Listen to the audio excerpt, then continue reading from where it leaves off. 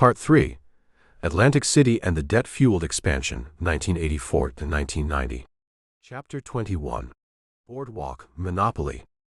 The helicopters landed on the roof of Harrah's at Trump Plaza, like punctuation marks in an argument Trump was already winning. He had insisted on the helicopters. Not because Atlantic City lacked ground transportation. The limousines were there, the casino's own cars were there. The entire apparatus of high-roller hospitality that the New Jersey gaming industry had developed over its first turbulent decade was available and waiting, but because the helicopters said something that a car could not say. They said that the man arriving had not driven down the Garden State Parkway with everyone else, had not submitted to the ordinary spatial relationship between New York and the Jersey Shore that geography imposed on less singular individuals. They said that the distance between Manhattan and the boardwalk was, for this particular developer, a different kind of distance, shorter, more casual, more easily dissolved by the application of sufficient will and sufficient resources. The helicopters were a statement about scale before a single word had been spoken, and Trump understood with the totality of a man for whom the line between personal and professional theater had ceased to have practical meaning, that scale was the first thing you had to establish in Atlantic City, because Atlantic City was a place where scale was the only language that commanded attention. He stepped off the roof and into the building that bore his name in the spring of 1984 with the proprietorial ease of a man taking possession of something he had been imagining for longer than the construction had taken, and looked out at the floor below with the expression that the excavation on Fifth Avenue had produced 4 years earlier. Not satisfaction exactly, but the specific alertness of a man who is already looking past what is there toward what should come next. The casino floor of Harrah's at Trump Plaza stretched before him in the sensory cacophony that the industry had refined to a science, the precise calibration of light that eliminated shadows, and therefore eliminated the visual cues by which the human brain normally tracks the passage of time, the layered acoustic environment of slot machines and shuffled cards, and the specific white noise of several thousand people engaged in the same activity at different intensities, the temperature maintained at a level slightly cooler than comfort but not cold enough to produce conscious awareness of the adjustment. The industry had learned, through decades of operational refinement in Nevada, that the ideal casino was one that its patrons experienced as a kind of suspended present, a space without clocks, without windows, without the ordinary markers of duration that might remind a person at a blackjack table that hours had passed and that the money in their pocket had been there that morning. Trump looked at all of this and saw what he always saw in any new domain: the gap between what existed and what was possible, the distance between the current reality and the version he intended to produce. Atlantic City in 1984 was simultaneously a boom town and a cautionary tale, and the tension between those two characterizations was what made it interesting to a developer of Trump's particular temperament. New Jersey had legalized casino gambling in 1976, following a referendum whose passage had been driven by the argument that the gaming industry would rescue a city that had been in slow economic freefall since the decline of the resort trade in the post-war decades. The boardwalk, which had once been one of the most famous tourist destinations in the country, the inspiration for the Monopoly board, the setting for the Miss America pageant, the summer destination for the Eastern Seaboard's middle class, had deteriorated through the 1960s and 1970s into a reduced and haunted version of its former self, its grand hotels shabby, its commercial strip populated by the businesses that occupy vacuums left by the departure of prosperity. The casinos had arrived, and they had brought money, and the money was real and large and in some ways transformative, but it had transformed the city in ways that its boosters had not entirely anticipated. The gaming revenue did not diffuse through the local economy in the manner the referendum's supporters had projected. It concentrated in the casino buildings themselves, enormous sealed environments where visitors arrived, gambled, ate, slept, and departed without engaging in any meaningful way with the city that surrounded them. Atlantic City had, by 1984, the curious quality of a place that was simultaneously generating billions of dollars in annual revenue and failing to recover. The boardwalk was busy. The neighborhoods behind it were not. The casinos were full. The schools were not funded. The gaming industry had produced a kind of prosperity that was real from the inside of the casinos and invisible from the outside of them, and the human geography of the city reflected this division with uncomfortable clarity. Trump was aware of the social geography, but not particularly engaged by it. What engaged him was the competitive landscape, which was itself unusual and therefore interesting. Atlantic City's casino market was oligopolistic by regulatory design.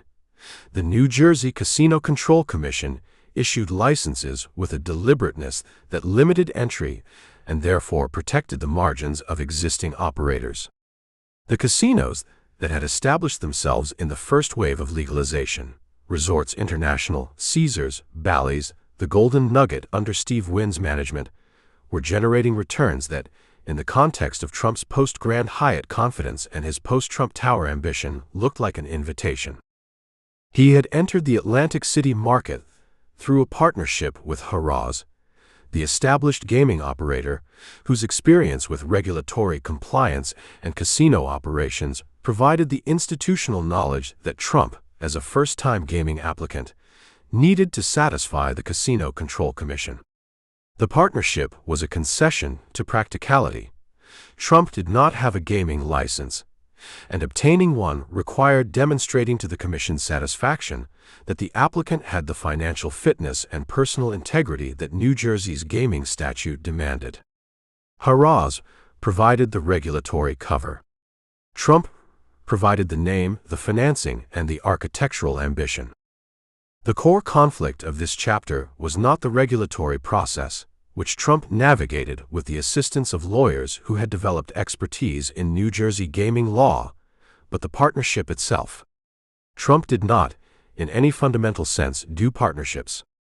His entire career had been constructed on the principle that the name above the door was the only name that mattered, that the brand required singular authorship, and that sharing control, even with a partner whose expertise was genuine and whose contribution was necessary, was a condition to be escaped from as quickly as the circumstances that had made it necessary could be altered.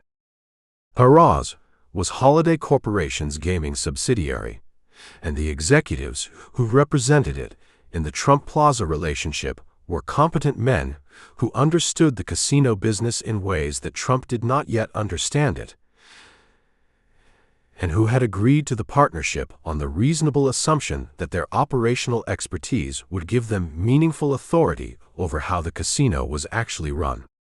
They had not, in making this assumption, fully accounted for the possibility that their partner would interpret the terms of the arrangement in a manner that left them progressively less involved in decisions that they believed fell within their domain. The tension emerged almost immediately after the opening and intensified through 1985 and into 1986. Trump wanted changes to the facility, to the marketing, to the high roller program, to the physical presentation of the casino floor and its public areas, that he believed were necessary to establish Trump Plaza's identity as distinct from and superior to its competitors. Harrah's wanted to run the casino according to the operational standards it had developed across its portfolio of properties. These were not always compatible objectives, and the incompatibility produced a working relationship that deteriorated with a speed that surprised observers who had assumed that both parties' financial interest in the property's success would provide sufficient incentive for accommodation. The revealing action that most directly illuminates Trump's character in this context involves a decision about the casino's marketing that occurred in 1985 and that struck Harrah's executives as both characteristic and infuriating. Trump decided, without consultation, to begin running advertisements in the New York metropolitan media market that emphasized the Trump name and the Trump Plaza brand in terms that had not been discussed or agreed upon with his partner. The advertisements were not dishonest. The casino was called Trump Plaza at Harrah's, but the emphasis was entirely on the Trump component of that name, and the visual and verbal language of the campaign positioned the property as an extension of the Trump brand universe that had been constructed around Trump Tower, rather than as a Holiday Corporation gaming facility operating under a co-branding arrangement. The effect, visible in the coverage that the campaign generated in the New York tabloids, was to make Trump Plaza appear to be Trump's casino in a way that the partnership agreement's actual terms did not support. Harrah's complained through appropriate channels. Trump received the complaint with the equanimity of a man who has decided that the best response to an objection to something he has already done is to continue doing it while acknowledging with apparent sincerity that he understands the concern.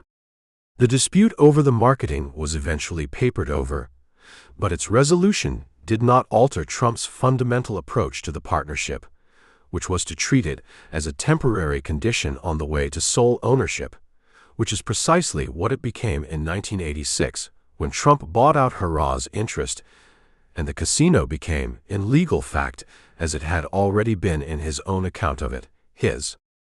The key figure, whose relationship with Trump shifted significantly during the Atlantic City entry, was not a Harrah's executive or a regulatory official, but Steve Wynn, whose golden nugget on the boardwalk had established itself as the market's quality leader through a combination of operational excellence and design sophistication that had not been characteristic of Atlantic City's first generation of casinos.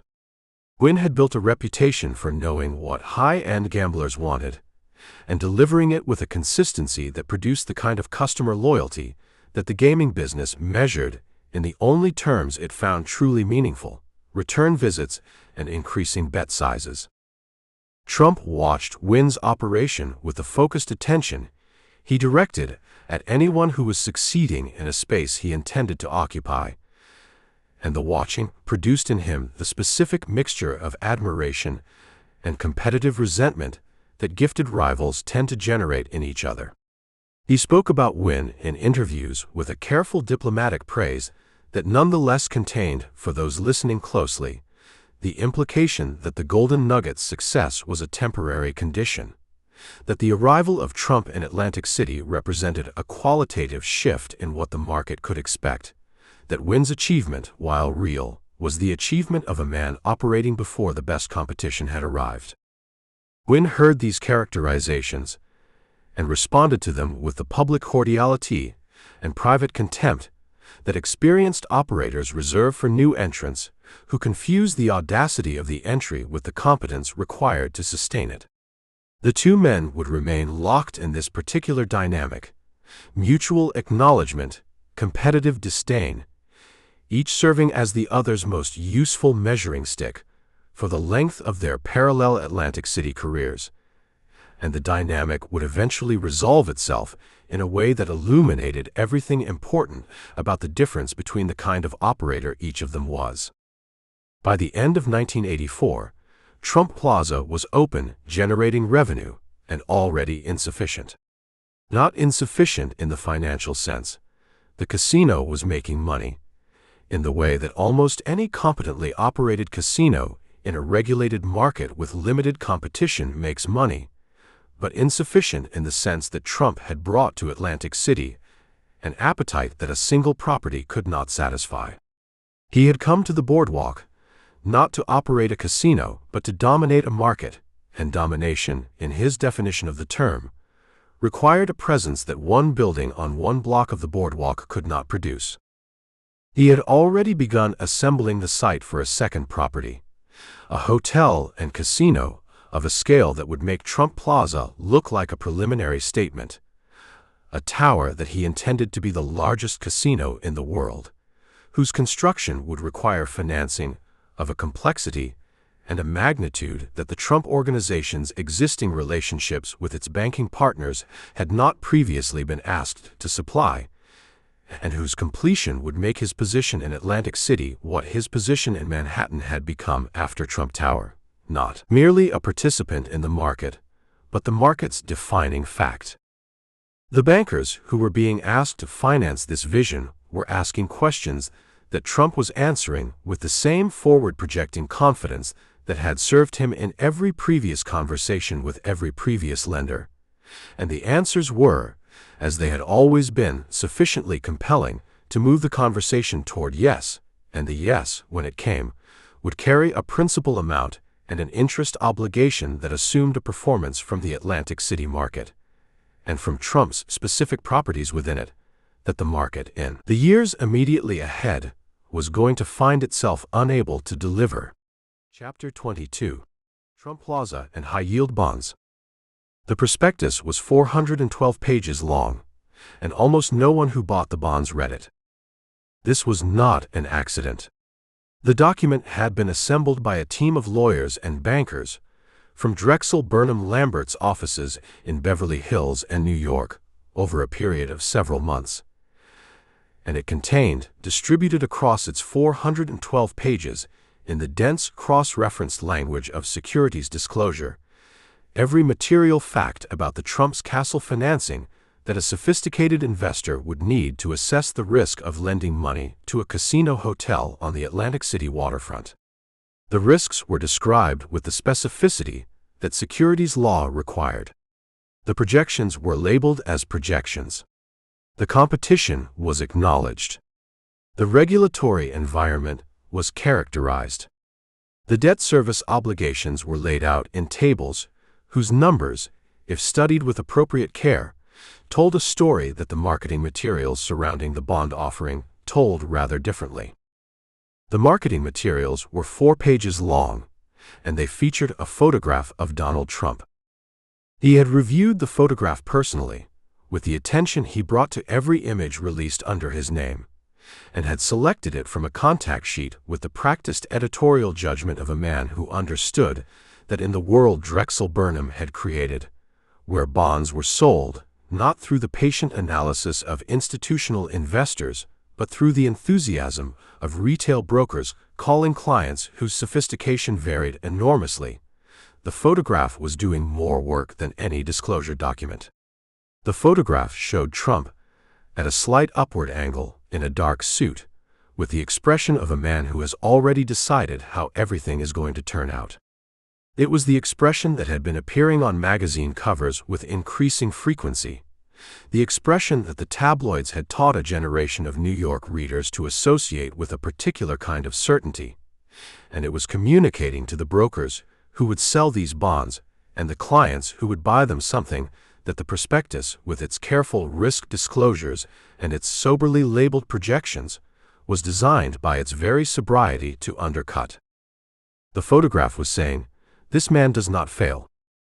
The instrument through which Trump was financing the construction of Trump's castle, and through which he would subsequently finance the acquisition of the Taj Mahal site and the refinancing of Trump Plaza, was the high-yield bond, the financial innovation that Michael Milken had developed from a theoretical observation about capital markets into the dominant financing mechanism of the American 1980s. Milken had noticed in research conducted during his years at Wharton and refined in practice at Drexel, that bonds issued by companies below investment grade, the so-called fallen angels of corporate America, companies whose credit ratings had declined from investment grade status, plus a newer category of companies that had never achieved investment grade status in the first place, were systematically mispriced by the market. The yield premium demanded by investors to hold these bonds was, in Milken's analysis, higher than the actual historical default rates of such bonds justified. There was, in the spread between the yield and the risk, a persistent opportunity that could be captured by anyone willing to hold a diversified portfolio of below investment grade paper. From this observation, Milken had constructed an empire. By the mid-1980s, Drexel Burnham's high-yield bond operation, run from a trading floor in Beverly Hills that operated on Pacific time while the rest of Wall Street worked Eastern, was the most profitable operation in American investment banking. Milken was earning compensation in a single year that exceeded the gross domestic product of small nations. The junk bond market he had created was financing the leveraged buyout wave that was restructuring corporate America. The hostile takeovers, the management buyouts, the acquisitions funded not by equity but by debt, the debt justified not by existing cash flows but by projected cash flows from businesses whose management had been changed, whose costs had been cut, whose assets had been sold to service the obligations that the acquisition had created. Trump had arrived at Drexel's door at precisely the moment when the firm was expanding its client base beyond the corporate raiders and buyout artists who had defined its first decade of dominance. Milken was selling the instrument to real estate developers, to entertainment companies, to anyone with a sufficiently compelling story and a sufficiently prominent name that the retail brokerage network through which Drexel's bonds were distributed could be confident of generating the demand necessary to clear the offering. Trump had both the story and the name in quantities that few prospective issuers could match. He was, from Drexel's perspective, an ideal client for the same reason he was an ideal tabloid subject. He was legible, he was visual, he was confident in a way that was contagious, and his name already meant something to the retail investors who would ultimately be purchasing the paper. The core conflict of this financing period was not between Trump and his bankers. That relationship, in its early stages, was mutually enthusiastic in the manner of all transactions where both parties believe they are extracting maximum value from the other. The conflict was between the logic of the instrument and the realities of the business being financed, a tension that the bond market structure was specifically designed to obscure rather than illuminate. High-yield bonds issued to finance casino construction carried interest rates in the mid to high teens, 14%, 15%, occasionally more, reflecting the market's assessment of the risk that the issuer might not generate sufficient cash flow to service the debt. At these rates, the mathematics of hotel casino financing required a performance from the underlying business that was, under normal operating conditions in a competitive market, extraordinarily demanding. A casino carrying $500 million in bond debt at 14% needed to generate $70 million per year in interest payments before a single dollar of principal reduction, before capital expenditure, before the operating costs of running a large hotel and gaming floor, at the level of service that justified the prices being charged to guests. This arithmetic was not hidden. It was in the prospectus. It was, if you read the right tables on the right pages, entirely transparent. What the prospectus could not disclose, because it had not yet happened, was the competitive dynamics that would unfold in Atlantic City over the second half of the decade, as additional casinos entered the market and competed for the same pool of gamblers whose aggregate spending was growing but not growing fast enough to sustain the debt loads that the building boom was creating. Trump understood the arithmetic. He had a native facility with numbers of the financial rather than the theoretical kind, the numbers that told you whether a deal made money, whether the cash flows covered the obligations, whether the margins supported the leverage. He had demonstrated this facility in every significant transaction of his career, from the Commodore to the Trump Tower air rights to the 421 negotiation. The question his Atlantic City financing raised was not whether he understood the numbers, but whether he believed them in the way that the people lending him money were being asked to believe them, whether his confidence in the projections was epistemic or strategic, whether he was certain or performing certainty, whether the distinction in his internal experience of himself existed at all. The revealing action of this period occurs not in a financial meeting, but in a conversation with a Drexel banker whose name has been variously reported, but whose role is consistently described. A senior member of the deal team who, in a private session during the due diligence process for one of the Atlantic City bond offerings, raised specific concerns about the debt service coverage ratios in the base case financial projections. The projections assumed revenue growth from the Atlantic City market that was more optimistic than the banker's own analysis of market data supported. He laid this out carefully with the specific numbers, in the manner of a professional who believes it is his obligation to make the client aware of the gap between the projection and the evidence. Trump listened to the full presentation. He then asked the banker a question that the banker later described as disorienting in its simplicity. He asked whether Drexel believed it could sell the bonds. The banker confirmed that yes, based on current market conditions and investor appetite, the offering could be placed.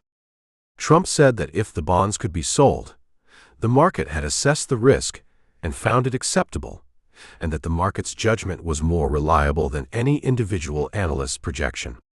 He said it pleasantly, without aggression, as a statement of principle rather than a dismissal of the banker's concern. The banker returned to his office and wrote a memo summarizing his concerns. The memo was filed. The bonds were issued. They were oversubscribed. Trump was not wrong about the market's appetite. He was wrong, or the projections were wrong, about the revenues. But that wrongness would not express itself for several years, and in the interval between the issuance and the reckoning, the bonds financed the construction of facilities whose scale and ambition were genuinely remarkable, and whose existence, for the period when they operated at or near their projected performance, generated the returns that the thesis required. The key figure in this chapter's supporting narrative is Milken himself, not as a personal relationship in the conventional sense, since Trump and Milken occupied overlapping but not identical social universes, and their interactions were primarily transactional, but as a structural presence whose creation of the junk bond market made the scale of Trump's Atlantic City ambition financially possible in ways that the conventional bank lending market would not have supported.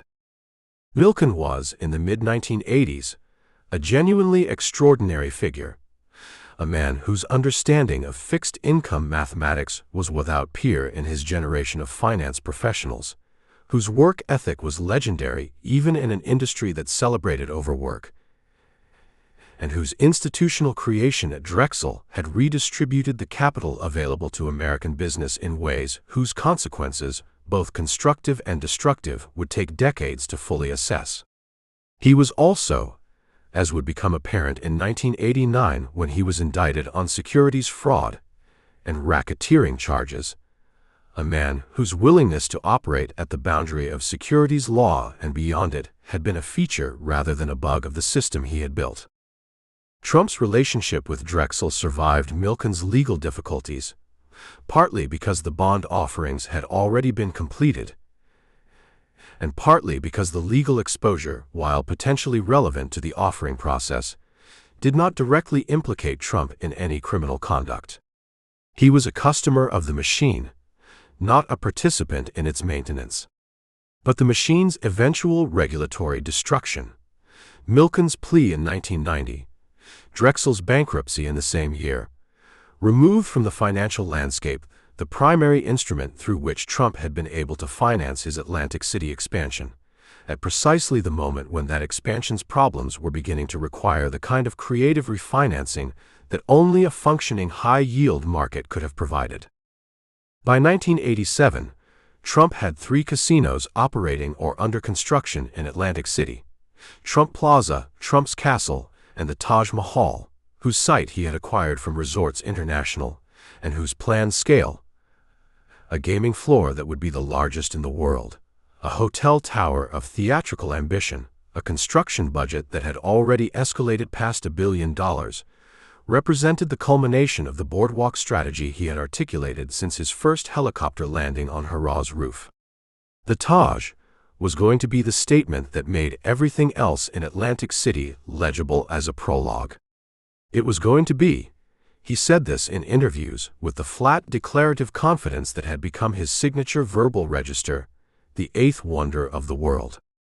The 8th wonder of the world was going to require financing of a scale and a complexity that his banking relationships had not previously been tested to provide, at a moment when those relationships were more fragile than they appeared from the outside. And the Atlantic City market was beginning to show the first signs of the competitive pressure that the base case projections had not fully modeled. The bonds had been sold. The concrete was being poured. The interest clock was running at a rate that the revenues, when they arrived, were going to need to match with a precision that left almost no margin for the kind of market softness that business cycles, with their indifference to developer projections, tend eventually to produce. In the offices of the major New York banks that had extended credit facilities to Trump alongside the bond financing, Bankers Trust, Citibank, Chase, and a half-dozen others whose exposure to the Trump Organization's aggregate debt load had grown through the mid-1980s to levels that none of them had individually tracked against the total. Analysts were beginning to run numbers that, when assembled into a single picture of Trump's aggregate debt service obligations relative to his aggregate projected revenues, produced results that one banker, in a document that would not become public for several years, described in language that had the quiet clarity of a diagnosis delivered before the patient has been told what it means. Chapter 23. Trump Marina and Boardwalk Expansion. The water off Absecon Inlet caught the light differently than the boardwalk did. Trump had noticed this on his first serious survey of the marina site. The way the afternoon sun came across the bay without the obstruction of competing buildings, without the shadow competition that defined the boardwalk corridor where his other properties sat in complex relationship with their neighbors, each casting shade on the others in rotation as the day progressed.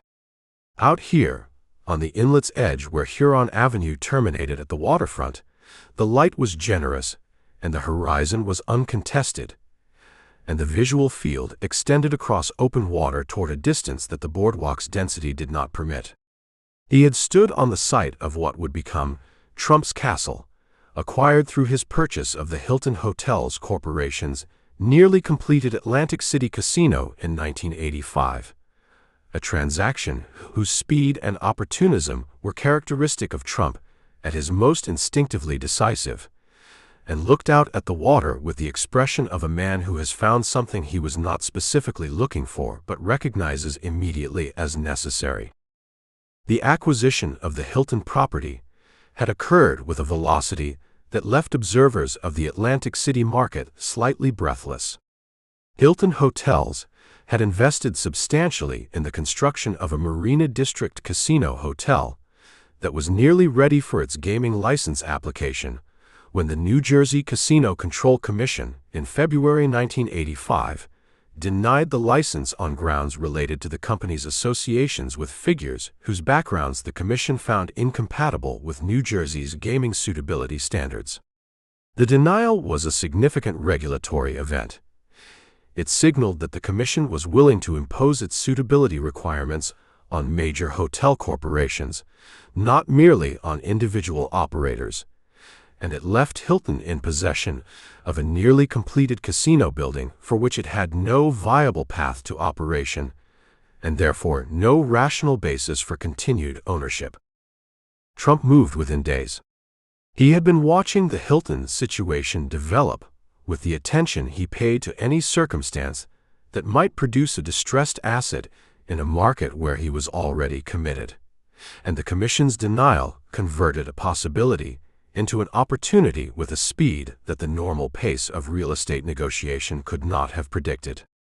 He called Hilton's executives, made an offer, and closed the acquisition in May 1985 for approximately $320 million, financing the purchase through a combination of bank debt and the high-yield bond market that had become his primary financing instrument for Atlantic City operations. The casino opened as Trump's Castle in June 1985, just weeks after the closing, with a speed of operational conversion that required his team to perform a rebranding of a nearly complete building in a timeframe that most operators would have considered impossible. He found the timeframe energizing rather than stressful. This was itself revealing. The Atlantic City of 1985 was entering a phase of competitive intensity that the market's early years had not prepared its operators to navigate. The first casinos had benefited from a combination of geographic monopoly. Atlantic City was the only legal gaming jurisdiction on the eastern seaboard, a fact that drove gamblers from a catchment area of 50 million people within driving distance, and demand suppression, the accumulated appetite of a population that had wanted to gamble legally and had been waiting for the opportunity. Those structural advantages had produced returns that, in the gaming industry's historical experience, were anomalously high, and the anomalous returns had attracted capital that was now expressing itself in a construction boom that threatened to overwhelm the demand that had justified the initial investment. By the time Trump's castle opened, Atlantic City had 11 operating casinos. A 12th was under construction. The Taj Mahal, whose site Trump had optioned from Resorts International and whose development he was actively planning, would bring the total to 13 when it opened, assuming it opened, which was an assumption whose financial foundations were becoming more complicated with each passing quarter. The market that had absorbed 11 casinos was not a market that would absorb 13 with equal efficiency, and the operators who had invested at the returns the first generation of casinos had produced were going to find themselves competing for a share of gaming revenue that was growing, but not growing fast enough to validate the aggregate capital investment that competition had attracted. Trump understood this dynamic. He described it accurately in private conversations with his financial advisors, and occasionally with enough candor in press interviews that careful readers could extract from his public statements a more nuanced picture of the market than his promotional materials suggested. What he did not do, what he appears to have been constitutionally incapable of doing, was allow the understanding of the dynamic to alter the strategy it implied he should abandon.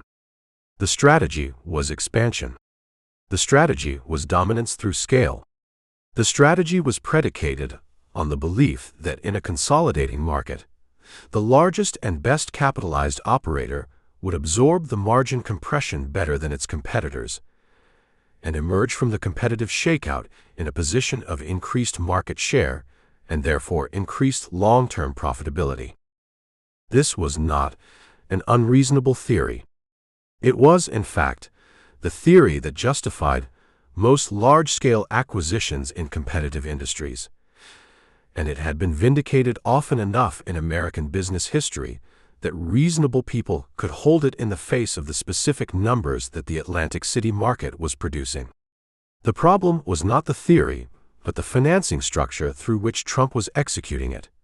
The interest rates on the junk bonds, the aggregate debt load across 3 properties, the cumulative service obligation that the theory's successful execution required the revenues to cover while the competitive shakeout was still in progress. The core obstacle of the Marina period was not competitive, but internal, and it was a problem that the acquisition of the Hilton property had created rather than solved. Trump now had 3 casinos in Atlantic City, and 3 casinos in the same market competed with each other as surely as they competed with anyone else.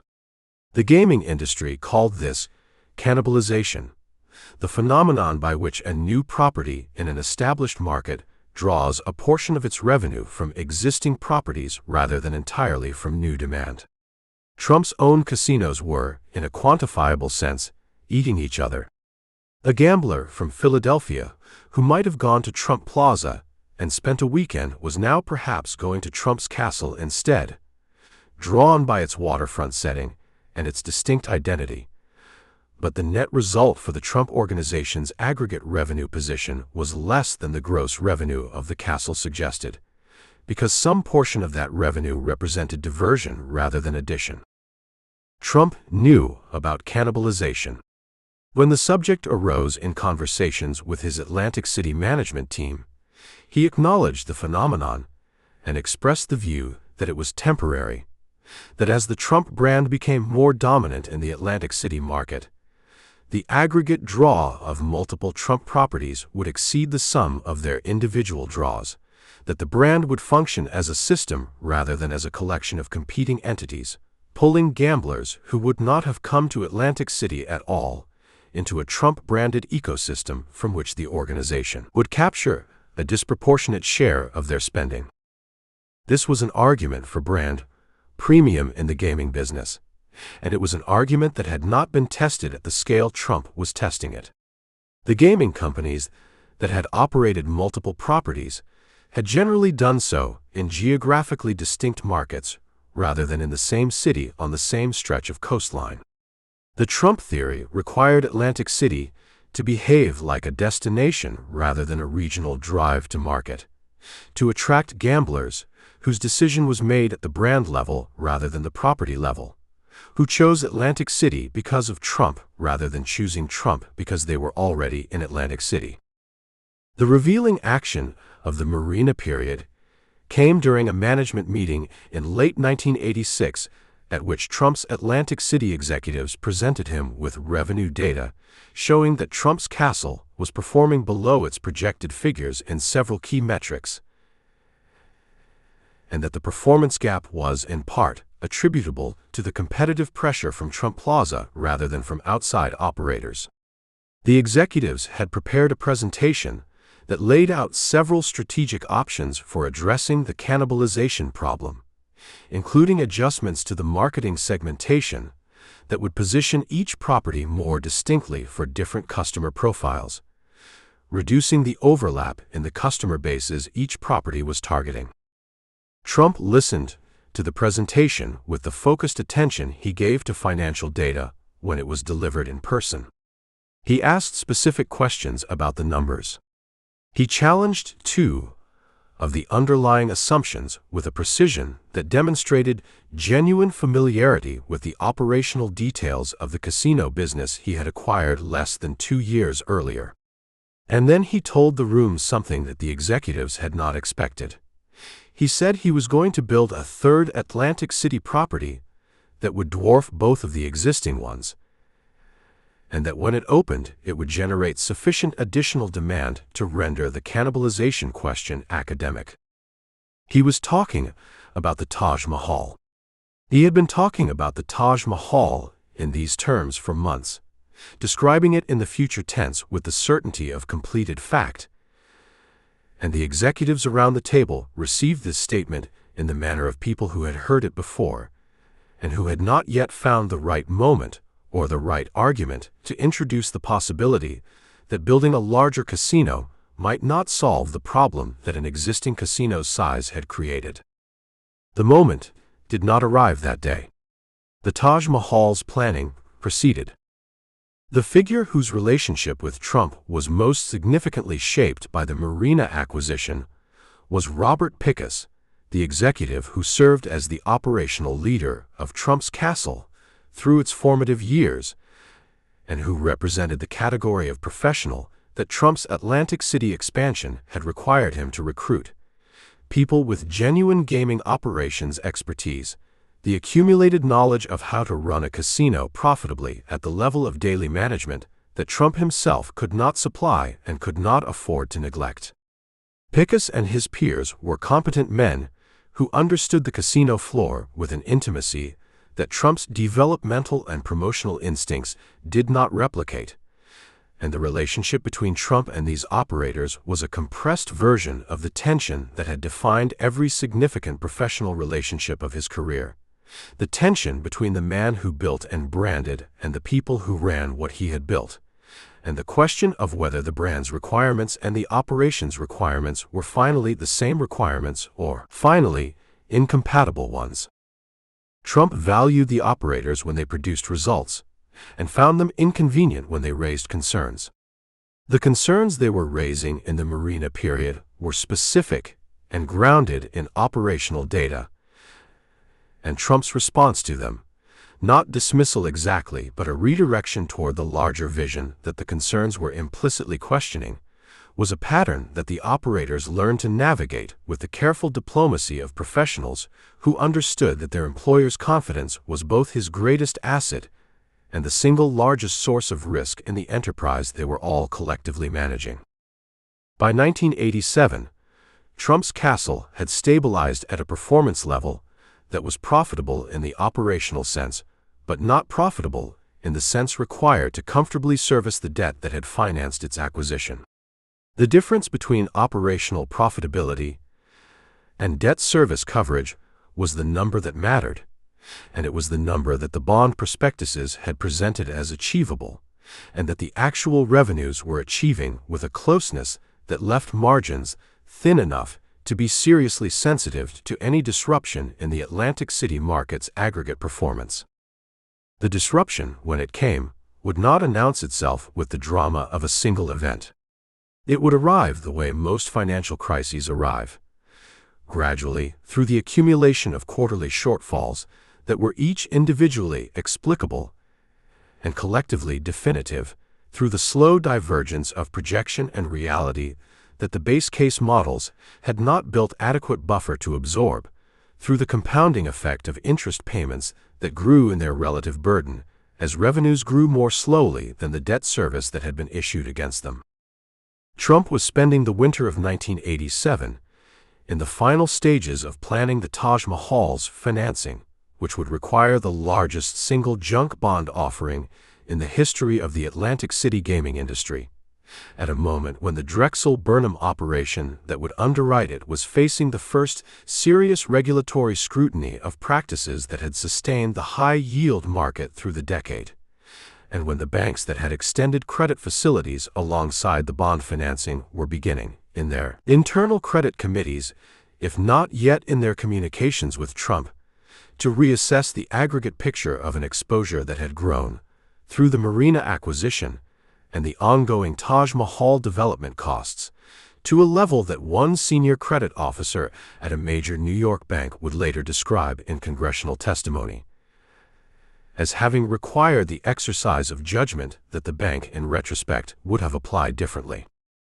The Taj Mahal's foundation was being excavated on the old resort's international site, and its outline was already visible in the Atlantic City skyline, and its onion domes and minarets were under construction in the fabrication shops of contractors who had been told by Trump that what was going up on the north end of the boardwalk was going to be unlike anything the gaming world had ever seen, and that when it opened, it was going to change the terms on which every conversation about Atlantic City and about Donald Trump was subsequently conducted.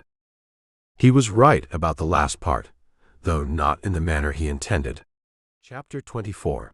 Acquiring Mar-a-Lago. The ocean side and the lake side were visible simultaneously from the loggia, and this was the point. Trump stood in the covered walkway that ran along the spine of the Mar-a-Lago estate on a winter morning in 1985, looking south toward the Atlantic and then turning to look west across the lawn toward Lake Worth, and understanding with the immediate spatial intelligence he brought to any exceptional property that what made this place categorically different from anything he had previously owned was precisely this: the compression of two distinct bodies of water into a single sightline, the sense of being positioned at the exact center of something rather than merely adjacent to it. The estate occupied 17 acres between the ocean and the intracoastal waterway on the southern end of Palm Beach Island, and its position on that narrow strip of land between water and water produced a quality of enclosure and exposure simultaneously, the feeling of being surrounded by the world's most expensive geography while remaining in a space that the world could not easily penetrate. He had been pursuing Mar-a-Lago for nearly 6 years before he acquired it, and the pursuit had been conducted with the patient opportunism that he reserved for acquisitions whose symbolic weight exceeded their transactional complexity. He had first made an offer for the estate in 1982, approaching the Marjorie Merriweather Post Foundation that had inherited the property following Post's death in 1973.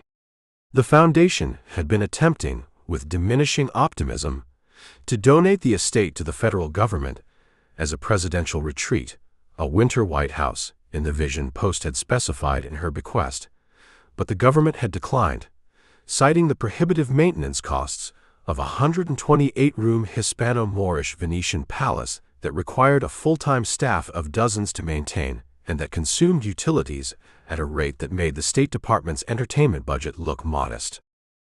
The government's refusal had left the foundation in the position of possessing an asset of extraordinary historical and architectural significance that was also, in the most practical sense, a financial burden of considerable weight. The estate's maintenance costs were running to several $1 million annually. The property taxes on a Palm Beach parcel of 17 oceanfront acres were substantial.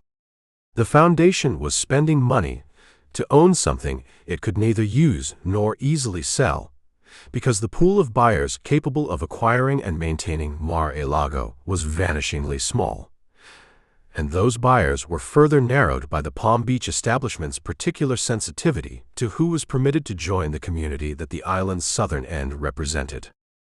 Trump had made his initial offer in 1982, been rebuffed, and responded by purchasing the beach immediately south of the estate, a separate oceanfront parcel that gave him effective control of Mar-a-Lago's ocean access and therefore meaningful leverage over any future purchaser who might want the estate, but not the complication of a hostile neighbor controlling the beach. He had done this quietly, without announcing the strategic purpose of the acquisition, and had then waited with the patience of a man who understood that the foundation's financial situation was not improving, and that time was working in his direction. He acquired the estate in 1985 for approximately $8 million, a price that represented a fraction of both the property's replacement cost and its eventual market value, a negotiating outcome that Trump would describe in subsequent years with the satisfaction of a man recounting a clean knockout, though the foundation's representatives maintained that the final price reflected the genuine difficulty of finding any buyer capable of taking on the property's maintenance obligations. Both things were true, and the gap between them was the space in which Trump operated most naturally. Palm Beach in the mid-1980s was the most carefully regulated social environment in America, and its regulation was not primarily legal but sociological, enforced through the dense network of club memberships, committee positions, charitable board seats, and mutually reinforcing social invitations that constituted belonging in a community whose entire identity was organized around the distinction between those who belonged and those who did not. The island's year-round population was small, and its seasonal population was wealthy in the specific old money sense that distinguished inherited capital from the newly generated kind. The families who had summered and wintered in Palm Beach for generations, the families whose names appeared on the donor walls of the Flagler Museum and the committees of the Preservation Foundation and the membership rolls of the Everglades Club, regarded their community with the proprietary satisfaction of people who have constructed an environment precisely to their specifications and who monitor its boundaries with the vigilance that any constructed perfection requires. Trump was not welcome. This was the core conflict of the Mar-a-Lago acquisition, and it was a conflict that operated on multiple levels simultaneously. The most immediate level was the Everglades Club, the island's most prestigious private institution, which did not accept Jewish members and which served as the social center of the Palm Beach establishment that Trump was attempting to join. Trump was not Jewish, but his associations, his New York background, his tabloid visibility, his Drexel Burnham financiers, his Atlantic City casinos, placed him in the taxonomy of Palm Beach social judgment, in a category that the Everglades Club's membership committee did not find compatible with the club's character. He was not the right kind of rich. He was the conspicuous kind, the new kind, the kind that had arrived rather than the kind that had always been there, and the distinction was not subtle and not negotiable. The contextual grounding of this conflict requires a moment's attention to what Palm Beach represented in the American social geography of the mid-1980s. The decade's prosperity had generated new wealth at a velocity and in quantities that threatened the social hierarchies that inherited wealth had constructed and maintained across generations. The old money families of the Northeast and the Mid-Atlantic, the families who had built their positions through the accumulations of the Gilded Age and the managed inheritances of the Progressive Era, were watching the emergence of a new class of conspicuous spenders whose fortunes had been made in real estate, in leveraged finance, in the entertainment industry, in the technology sector's early commercial phase. These new fortunes were not necessarily smaller than the old ones. In some cases, they were larger. But they were held differently, displayed differently, and they carried different cultural associations. They were associated with the present rather than the past, with action rather than stewardship, with the making of money rather than the management of it. Palm Beach was, in this context, one of the last fully operational redoubts of the old system, a place where the social hierarchy still ran on the fuel of lineage and discretion rather than on the octane of achievement and publicity. Trump's acquisition of Mar-a-Lago was a direct challenge to that system, and the establishment's response to it was everything he could have wanted from the standpoint of the narrative the challenge was designed to create. The Everglades Club did not offer him membership. Neither did the Bath and Tennis Club, Palm Beach's other principal social institution. Trump was effectively frozen out of the formal social infrastructure of the community he had just purchased the most significant private property in, and he responded to this exclusion with the counter-offensive ingenuity that Roy Cohn had spent a decade helping him develop. He applied to the town of Palm Beach for permission to convert Mar-a-Lago from a private residence to a private club, his own club, whose membership criteria he would establish, whose social character he would define, and which would by its existence create an alternative social pole to the institutions that had rejected him. The town's regulatory process for the conversion application was contentious in the specific way that Palm Beach regulatory processes tend to be contentious when the underlying question is not really about zoning or land use, but about who gets to decide what the island becomes. Existing residents objected. The objections were framed in the language of traffic and noise and the impact of increased density on the residential character of the South End, but the underlying concern was legible to everyone involved. They did not want Mar-a-Lago to become a club whose membership included the kind of people that the existing clubs had been organized to exclude. Trump understood the subtext and exploited it with the precision of a man who had spent years learning to use his opponent's most uncomfortable positions against them. He filed complaints with federal civil rights authorities, alleging that the opposition to his club application was motivated, at least in part, by the discriminatory membership policies of the existing institutions, that the Palm Beach establishment was opposing the Mar-a-Lago Club not because of its traffic impact, but because they did not want competition from a club willing to accept Jewish and black members whom the Everglades and Bath and Tennis Clubs refused. This framing put the opposition in the position of defending discriminatory institutions while opposing an applicant who was, in this particular context, on the side of inclusion. The irony that Trump's own record on questions of housing discrimination was not unblemished was a complexity that the immediate tactical situation did not require him to address. The revealing action that functions as this chapter's keyhole into Trump's character is not the legal maneuvering, but what he did to Mar-a-Lago itself in the years following the acquisition.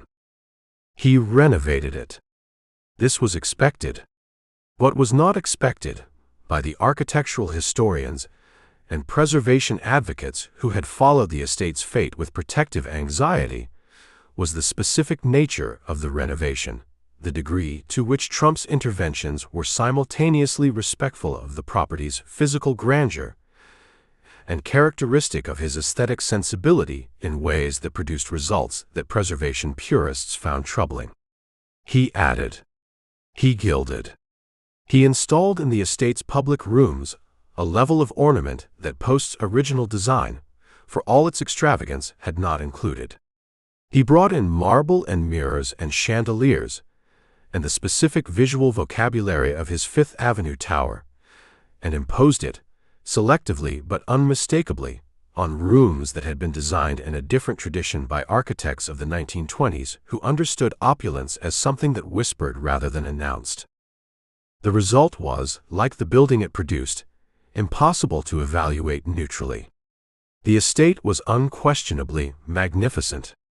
It was also unquestionably Trump's, bearing his aesthetic fingerprints in every room that his renovations had touched, testifying to the presence of an owner who had engaged with the property not as a steward preserving someone else's vision, but as a creator asserting his own. This was not vandalism.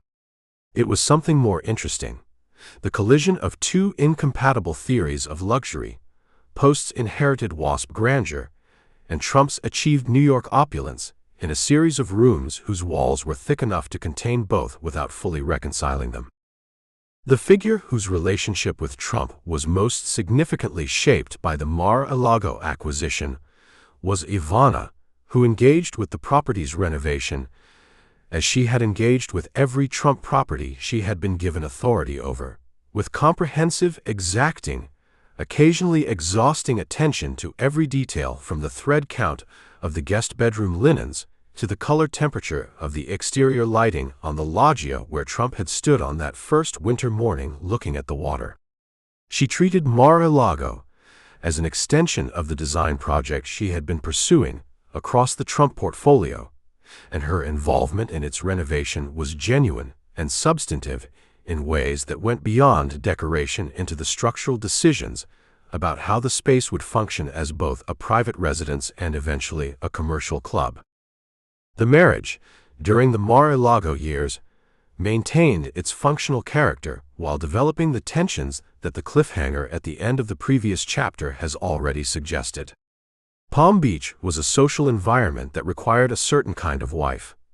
Present, polished, capable of managing the complex social choreography of a dinner for 40 in a room with 17-foot ceilings and a guest list drawn from the intersection of new money and old ambition. And Ivana was fully capable of that role.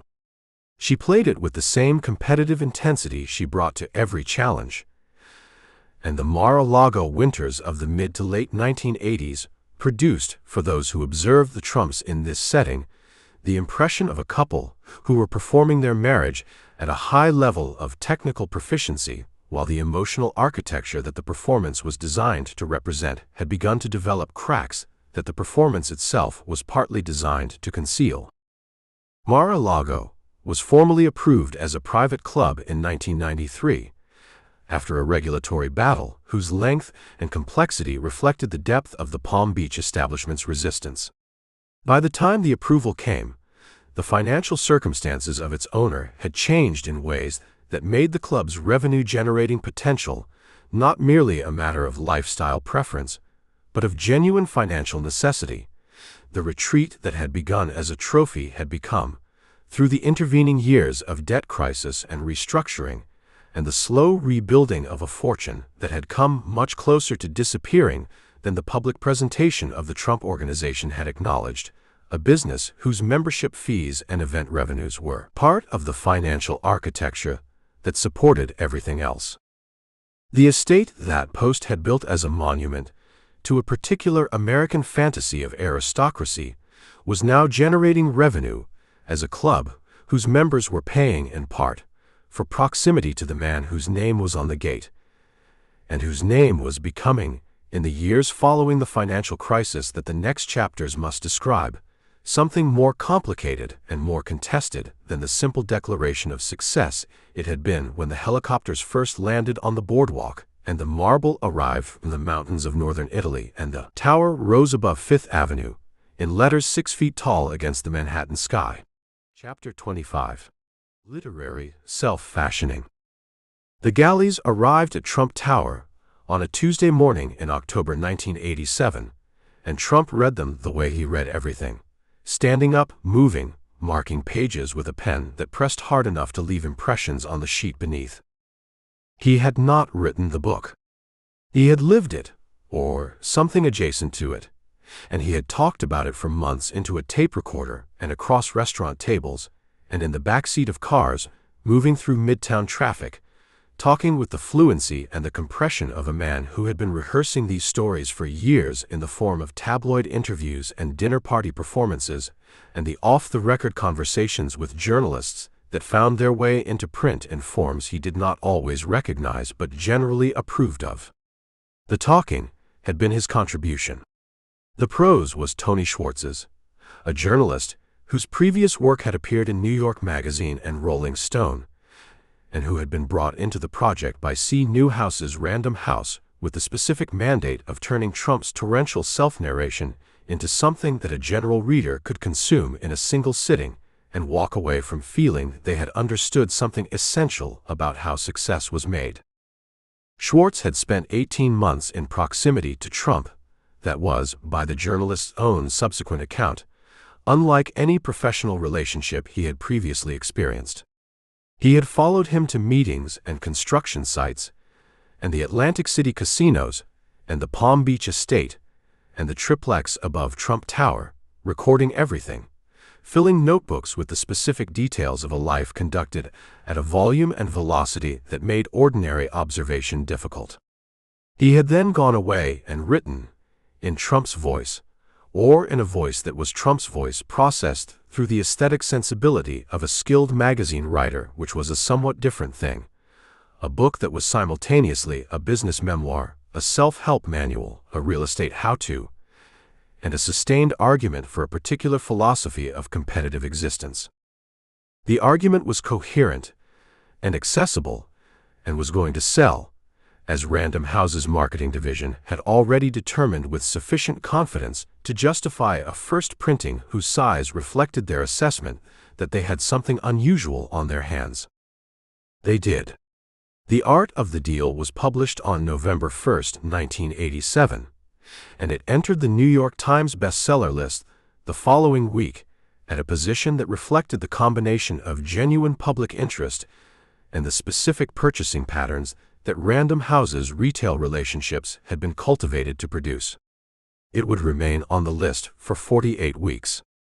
It would sell nearly 1 million copies in hardcover, a performance that placed it in the company of the most commercially successful nonfiction books of the decade, and that, more importantly for Trump's purposes, transformed the conversation about who he was and what he represented. The world into which The Art of the Deal was released had been primed for it with a precision that the book's eventual success made look inevitable, but that had required considerable advance work to achieve. The 1980s had produced a genre of business literature, the CEO memoir, the management philosophy text, the inspirational case study framed around a single exceptional individual that had found an audience whose appetite for models of business success was, in the prosperity of the Reagan years, essentially inexhaustible. Lee Iacocca's memoir had sold 7 million copies. In Search of Excellence had defined a generation of management thinking. The market had demonstrated, repeatedly and with the statistical clarity of sales figures, that Americans wanted to read about successful people and to extract from those readings transferable lessons about how success was achieved, wanted, in other words, to believe that what separated the exceptional from the ordinary was not luck or inheritance or the accumulated advantages of class and education, but a set of principles and habits and mental dispositions that could be learned and applied. Trump's book offered exactly this, and it offered it in a voice that Iacocca's more sober corporate memoir had not, a voice that was quick and funny and self-aware in the specific way of someone who knows he is performing a version of himself and finds the performance enjoyable, who can acknowledge the entertainment dimension of his own story without allowing that acknowledgement to undercut the sincerity of the lessons being extracted from it. The book's famous list of principles, think big, protect the downside, and the upside will take care of itself, maximize your options, know your market, use your leverage, enhance your location, get the word out, fight back, deliver the goods, contain the costs, have fun, were not profound in the way that serious business philosophy aspires to profundity. They were vivid and direct, and illustrated with stories that Trump told well, stories whose details were specific enough to feel authentic even where authenticity was being selectively deployed. The core conflict of the art of the deal's creation and publication was not commercial but authorial, and it was a conflict that would remain suppressed for nearly 3 decades before breaking open in ways that reshaped both the book's legacy and the public's understanding of what it had actually been. The conflict was simple and fundamental. Schwartz had written the book, and Trump had, in the years following its publication, come to speak of it as though he had written it himself, not occasionally in the casual elision that public figures sometimes practice when discussing collaborative works, but consistently in a pattern that constituted a sustained and deliberate misrepresentation of the creative labor that had produced the work for which he was receiving credit. Trump's account of the book's composition emphasized his role as the source of its content, while treating Schwartz's contribution as essentially transcriptive, as the work of a scribe who had taken down and organized what Trump had provided. This characterization was not accurate. Schwartz had shaped the book's argument, selected its anecdotes, written its sentences, and made the hundreds of small narrative decisions that determine whether a business memoir reads as a document or as a story. He had, in the most meaningful sense, made the book what it was. Trump had provided the raw material and the name on the cover, and the name on the cover was doing the work that the authorship credit implied the writing had done. This distinction mattered not merely as a question of credit, but as a window into the epistemological habit that governed Trump's entire self-narrative. He experienced his contribution to every collaborative project as constitutive of the project's value, as the essential element without which the collaboration's product would not exist or would be worth significantly less. This was not wrong, exactly in the case of The Art of the Deal, because without Trump's name and story, the book would have been unpublishable in any commercially meaningful sense. But it was incomplete in a way that required the erasure of someone else's contribution to sustain, and the erasure was performed with such consistency and apparent sincerity that it is impossible to characterize it as purely cynical.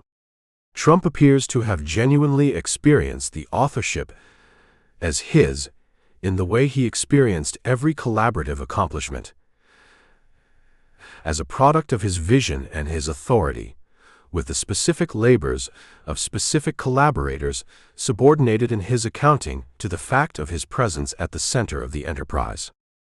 The revealing action of this chapter comes not from the book's creation, but from its promotional campaign, which Trump managed with the same hands-on intensity he brought to every project bearing his name. He had been scheduled for an appearance on the Today Show in the week following publication, a standard component of a major nonfiction book's promotional rollout, the kind of morning television segment that publishers secured for their significant titles as a matter of routine. Trump arrived at the NBC studios in 30 Rockefeller Plaza, having prepared for the appearance with a thoroughness that surprised the show's producers, who were accustomed to authors who prepared for media appearances to varying degrees of seriousness. He had reviewed talking points. He had identified the 3 or 4 formulations that most efficiently captured the book's argument for an audience that might encounter it for 90 seconds of television. He had decided in advance how he was going to answer the obvious questions about his wealth and his buildings and his marriages and his philosophy. And he had decided it not in the vague terms of a man who has thought about his message, but in the specific terms of a man who has drafted and revised his answers until they fit the available time with the precision of a key fitting a lock. But the preparation that most struck the producers was different in kind from the media training that publicists provided their clients. Trump had reviewed the ratings trajectory of the Today Show, had noted its competitive position relative to Good Morning America, and had, before the interview began, mentioned to the segment producer, not aggressively but as a matter of conversational fact, that he understood the show was having a competitive moment. He had said this in a way that managed to be simultaneously sympathetic and slightly threatening, that conveyed without stating that his presence on the show was a service he was providing them, as much as a service they were providing him, and that his future availability for appearances of this kind would be influenced by his assessment of how this one went. The producer had been doing television for 15 years.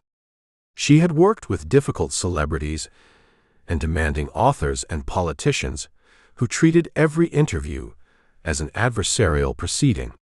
She later described Trump's pre-interview conversation as unlike anything she had encountered, not because it was unpleasant, which it wasn't, but because it was so completely calibrated, so precisely engineered to establish a power dynamic before the cameras turned on, that it felt less like a conversation than like a move in a game whose rules he had written and whose outcome he had decided to influence before the first question was asked. The interview itself was excellent television. He was fluid and funny and gave the host moments that edited well, and the book's sales responded to the appearance in the way that today appearances were supposed to make them respond. The producer's discomfort with the pre-interview dynamic was not something that appeared in any published account of the promotional campaign. It existed only in private conversations, in the category of Trump experiences that the people who had them found difficult to characterize without sounding either complimentary or paranoid. The figure whose relationship with Trump was most significantly shaped by the art of the deal was Tony Schwartz, and the shaping was gradual and largely invisible until it became impossible to ignore. Schwartz had entered the collaboration with the professional detachment of a skilled journalist taking on a lucrative ghostwriting assignment, and he had departed it with something more complicated, a set of observations about his subject that the book's relentlessly flattering account had not included, a private understanding of Trump that was significantly more nuanced and in several respects more troubling than the public understanding the book had created. He had seen Trump operate at close range for long enough to form judgments that his professional circumstances in 1987 did not permit him to publish, and those judgments accumulated over the following decades into a private reckoning that would eventually produce one of the most consequential acts of public disavowal in American literary history. But that was 30 years away. In November 1987, Schwartz was a co-author whose name appeared on the cover of the #1 best-selling nonfiction book in America, and Trump was a phenomenon whose self-narration had been institutionalized in a form that would outlast every building he had erected, and every deal he had closed, and every tabloid cover he had generated, because books, unlike buildings, could be carried in a briefcase and read on an airplane and given as a gift to a nephew who was trying to figure out what success looked like, and who would encounter in the pages of The Art of the Deal a fully formed theory of it, authored, so the cover said, by the man who had built it. The theory was compelling, and the man was compelling, and the book was selling at a rate that confirmed Random House's most optimistic projections, and in the offices of publishers and literary agents and television producers across New York and Los Angeles, there was a developing consensus that Donald Trump was not merely a business figure who had written a successful book, but a cultural phenomenon whose next move was not yet determined, but whose options, given the platform the book had created, extended in directions that real estate alone could not have reached. He was 41 years old. He was the most famous businessman in America. He was carrying a debt load whose aggregate dimensions were not fully visible to any single institution among the dozens that had extended him credit, and the Atlantic City market, whose revenues were supposed to service that debt, was about to enter a period of competitive stress that the base case projections had not anticipated, and that the interest clocks running on the junk bonds did not have the patience to wait out. The book said that he always came back harder when someone tried to stop him, and there was sufficient evidence in the preceding 4 decades to make the claim credible. But the test that was now approaching was of a different order than anything the book's case studies had described. And the question of whether the philosophy that had produced the success could survive the scale of the failure that was beginning, in the bank credit committees and the bond market analyst reports and the quarterly revenue figures of 3 Atlantic City casinos to take its definitive shape. Chapter 26. Iconography of Luxury. The morning light came through the plaza's windows the way it always had, in long cathedral slants that fell across the grand ballroom's gilded moldings and dissolved into the pale marble floors below.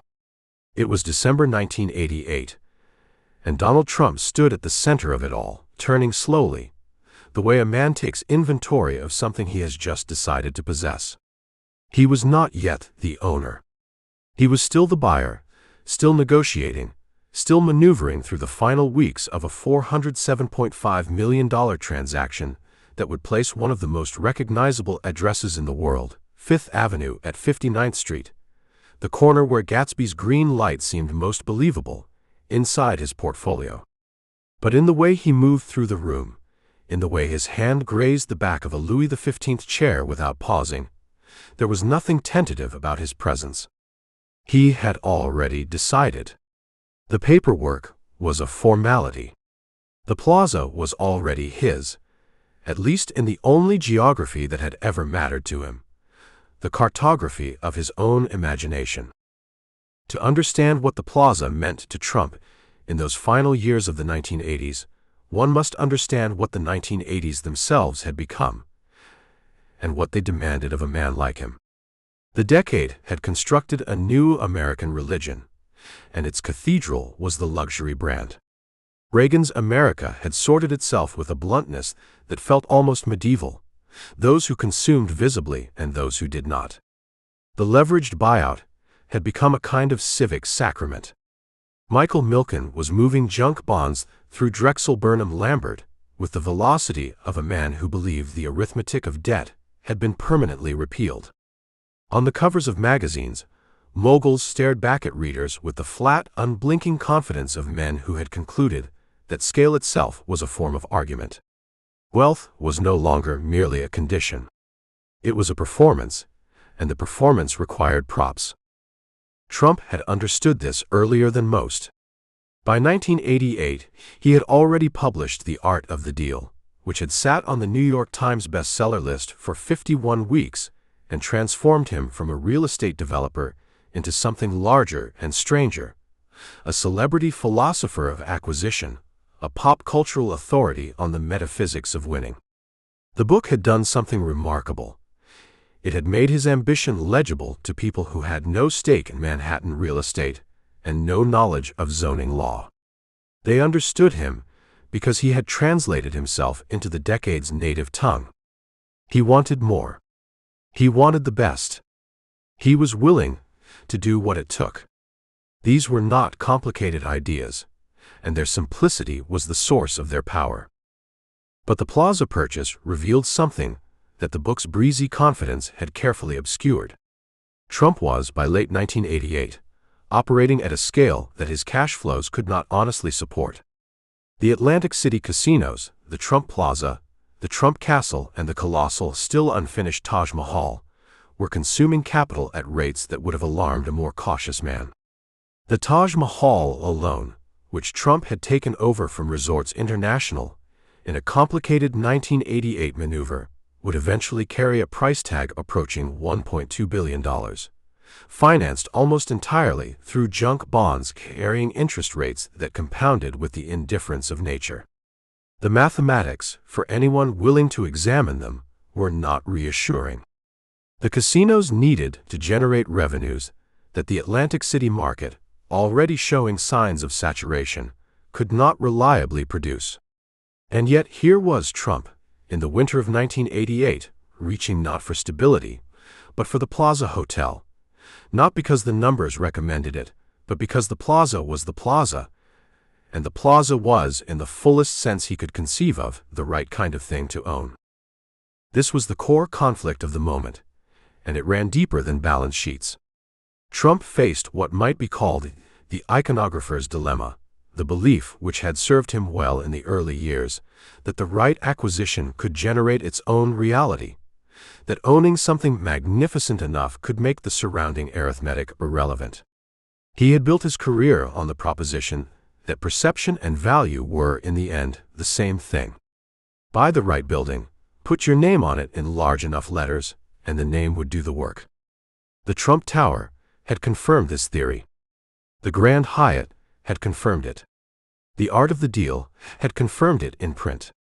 The Plaza, he believed, would confirm it once more, and at a scale that would settle, finally and permanently, any remaining questions about his standing in the world.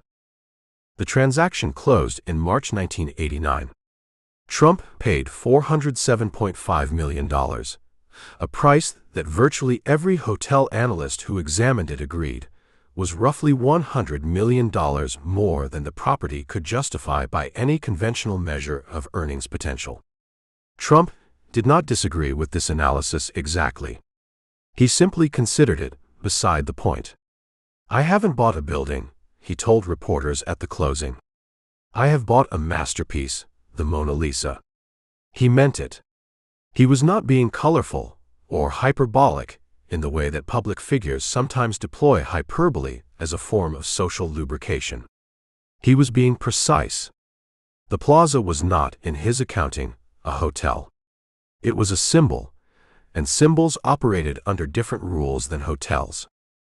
What followed the purchase illuminated the limits of that theory with a clarity that even Trump could not entirely reframe. He installed Ivana Trump as the property's president and chief executive, a decision that was announced with the kind of ceremonial fanfare that suggested a coronation rather than a management appointment. Ivana had genuine organizational talents. Those who worked with her in Atlantic City often noted her exacting standards and her capacity for operational detail, but the Plaza presented a different kind of challenge. It was a grand hotel in an era when grand hotels required both institutional prestige and modern hospitality management to remain competitive, and the Trump's instinct was to redecorate rather than to restructure. Millions were spent on renovations, on new chandeliers and refurbished suites, on the restoration of the oak bar's dark paneling. The Plaza began to look more than ever like a stage set for the Trump's conception of what luxury meant, which was to say, more gold, more marble, more visible opulence. Whether the guests of 1989 wanted what the Trumps were offering was a question that the renovation budget did not pause to ask. The relationship between Donald and Ivana during this period had acquired a particular tension, one that those closest to them could feel without quite being able to name. They had built their public image as a partnership, the driven developer and his elegant, formidable wife, European in her bearing, relentless in her discipline. The image was real, in the sense that Ivana was genuinely formidable, and real in the sense that Trump had for much of the 1980s relied on her judgment in ways he rarely acknowledged publicly. She ran the casinos. She oversaw construction projects. She kept schedules that exhausted her deputies. But the Plaza appointment, which might have appeared to an outside observer as an act of confidence, carried within it the particular geometry of a relationship that was quietly, inexorably repositioning itself. Trump was spending more time in New York. There were rumors, some of which had already reached the gossip columns in fragmentary form, about a young woman named Marla Maples. Inside the Plaza's ornate corridors, Ivana moved with the authority of someone who had been given a kingdom and understood on some frequency below conscious thought that kingdoms given can be taken back. The surface of their public life remained lacquered and intact. Beneath it, the structural members were shifting. Trump, for his part, seemed in this moment to be running on a velocity that left no room for introspection. He was acquiring not only the Plaza, but the Eastern Airlines shuttle, which he rebranded the Trump Shuttle, and fitted with maple wood veneer, gold-colored seatbelt fixtures, and chrome fittings in the lavatories, transforming a functional commuter service into an airborne extension of his personal aesthetic. He purchased a 282-foot yacht, the Trump Princess, formerly owned by the arms dealer Adnan Khashoggi. He continued to push the Taj Mahal toward its scheduled 1990 opening, announcing it to the press as the eighth wonder of the world, a claim he repeated so consistently that it began to take on the quality of a geological fact. The scale of the enterprise was staggering, and staggering was, in some sense, the point. To make the people around you feel the size of the operation, to make them feel slightly dizzy standing next to it, was itself a form of power. But in the winter of 1989, as the plaza's renovation costs mounted and the junk bond markets that had financed the Taj Mahal began to tremble with the first intimations of what would become a broader collapse, there was a moment, preserved in the recollections of a plaza executive who was present, that cuts through the noise with the precision of a keyhole. Trump had come to review the progress of the renovation work on one of the upper floors. The suite in question had been stripped and was being refitted with new furnishings, and a crew was in the process of installing a new bathroom fixture when Trump arrived unexpectedly, walking through the half-finished space with the look of a man inspecting a property he is not entirely certain belongs to him. He stood at the window for a long moment, looking south across Central Park toward the Midtown skyline, toward the Trump Tower gleaming 40 blocks away. One of the workers asked if he approved of the fixture selection. Trump did not answer immediately. Then he said simply, "Make it bigger." No one asked what precisely he meant. They understood. The directive applied to everything, always, and it was both the source of his extraordinary accomplishment and the engine of his approaching ruin. By the spring of 1990, the debt structure that had underwritten a decade of expansion had begun to crack in ways that could no longer be papered over with announcements and gold fixtures. The Taj Mahal opened in April of that year to considerable fanfare. Trump arrived by helicopter, the parking lots were full. The gaming floor roared with the particular ecstatic noise of a crowd experiencing something new. But the opening revenues, while impressive, were not impressive enough. The property needed to generate roughly $1.3 million per day simply to service its debt, a number that represented not profit but survival. The Trump Shuttle was bleeding cash. The Plaza Hotel, for all its magnificence, was not producing returns that came anywhere near justifying its acquisition price. The banks, Citibank, Bankers Trust, Chase Manhattan, a consortium of others who had extended credit through the boom years with an optimism that now appeared in retrospect to have been something closer to negligence, were beginning to make phone calls. The iconography of luxury has its own momentum, and for a time it can substitute for almost anything, for sound financing, for operational discipline, for the kind of incremental, unglamorous consolidation that builds durable enterprises. Trump had ridden that momentum further than almost anyone believed possible, and he had done so because he understood, with a genuine and non-trivial intelligence, that in the America of the 1980s, the image of success and the substance of success were convertible currencies. You could spend one to purchase the other. The Plaza Hotel was the purest expression of that philosophy, a $407.5 million wager on the proposition that owning the most famous hotel in New York City was, by definition, the right thing to do. What he could not have fully anticipated, or what he anticipated and chose to disregard, was the degree to which the banks would eventually stop accepting the image as collateral, and what would happen to a man built entirely around forward motion when the motion was finally, violently stopped. Chapter 27. Strategic Miscalculation.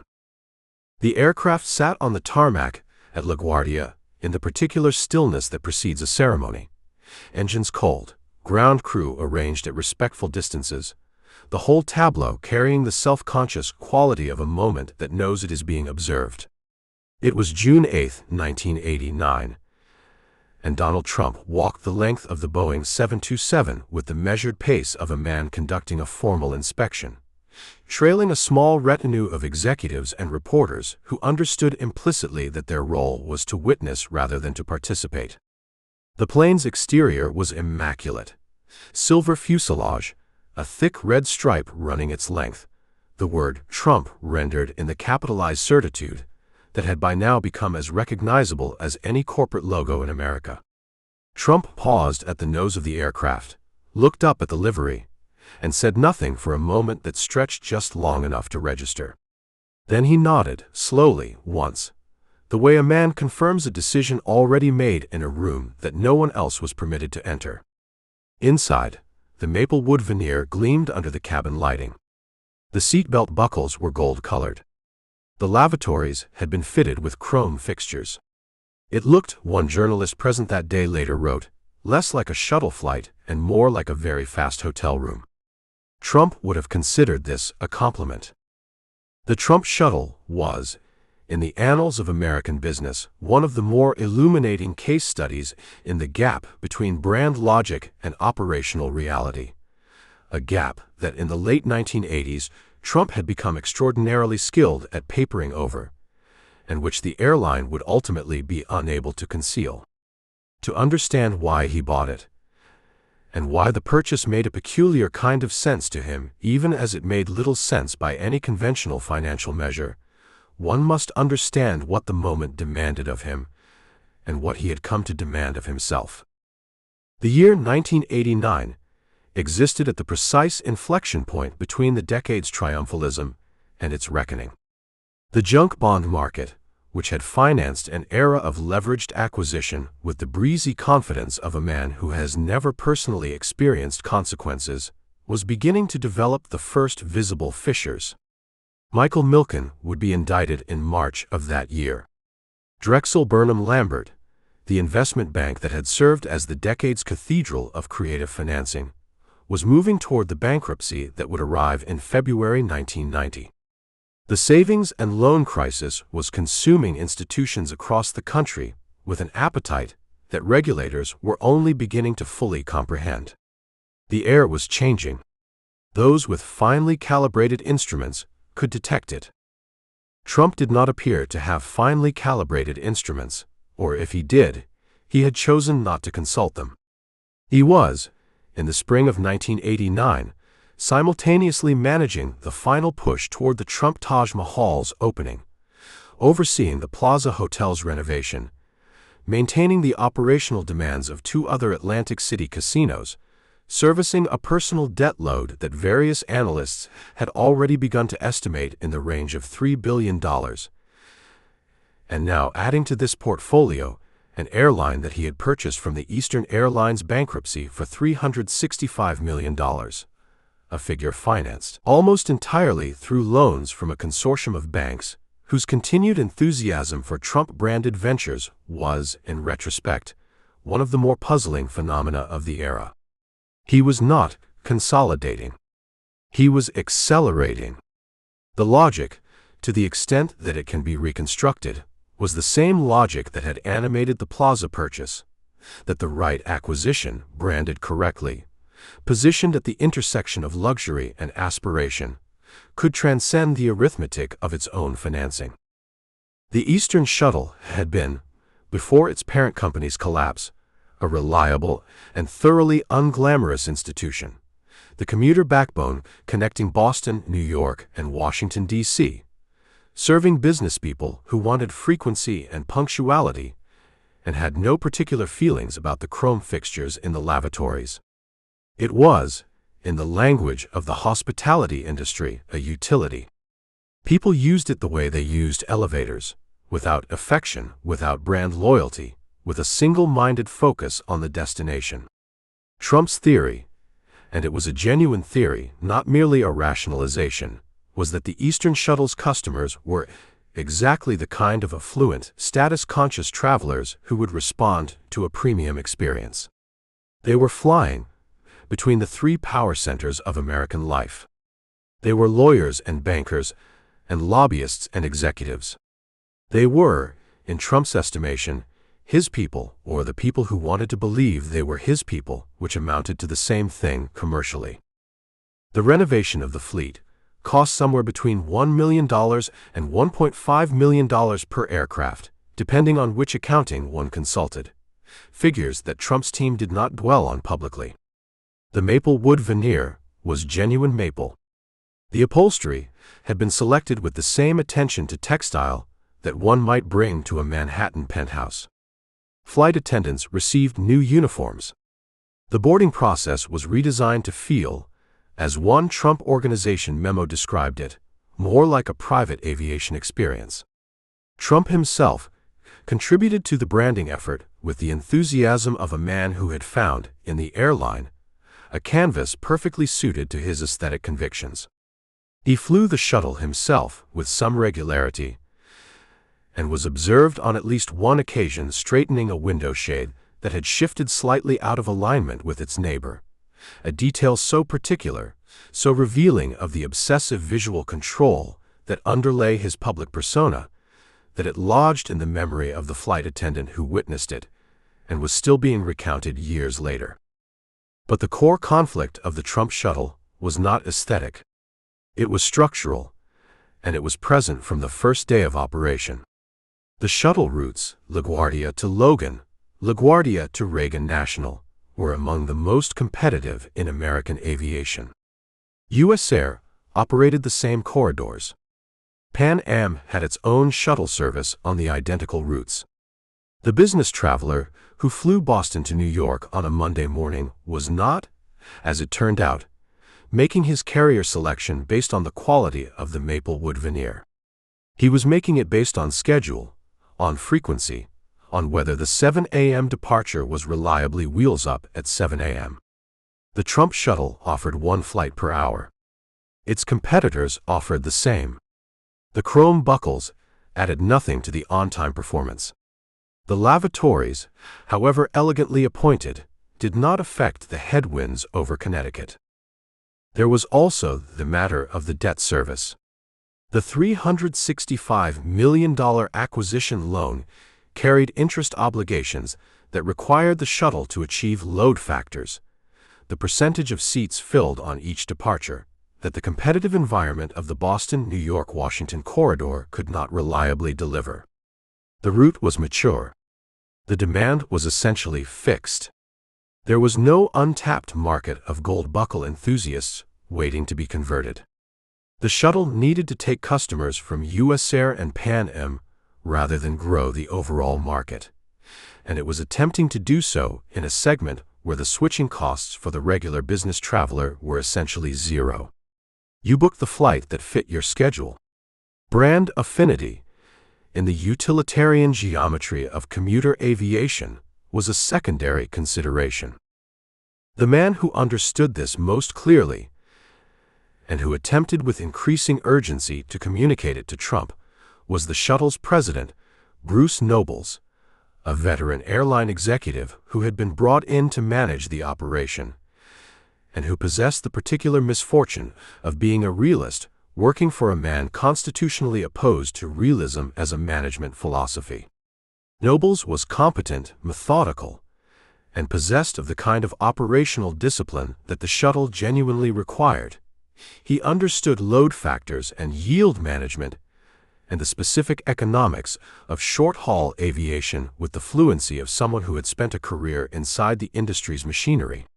His relationship with Trump during this period was civil and functional on the surface, and quietly agonized beneath it.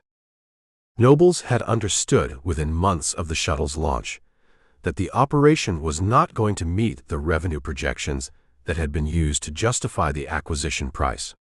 He brought data. He brought revised forecasts. He brought the patient, evidence-based argumentation of a man who believed that numbers, presented with sufficient clarity, would eventually be persuasive. Trump listened, in the way he listened to unwelcome information generally, with the expression of a man who has already concluded that the information is the problem rather than the reality it describes. The shortfalls, Trump maintained, were a function of insufficient marketing, insufficient brand building, insufficient commitment to the vision.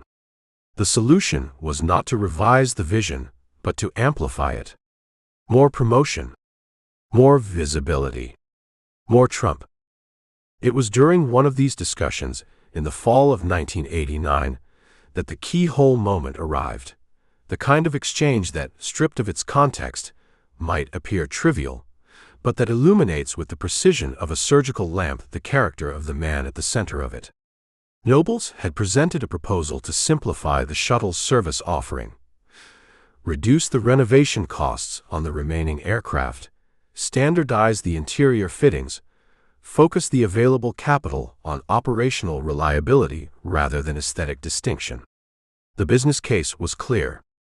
The premium experience was not generating premium pricing.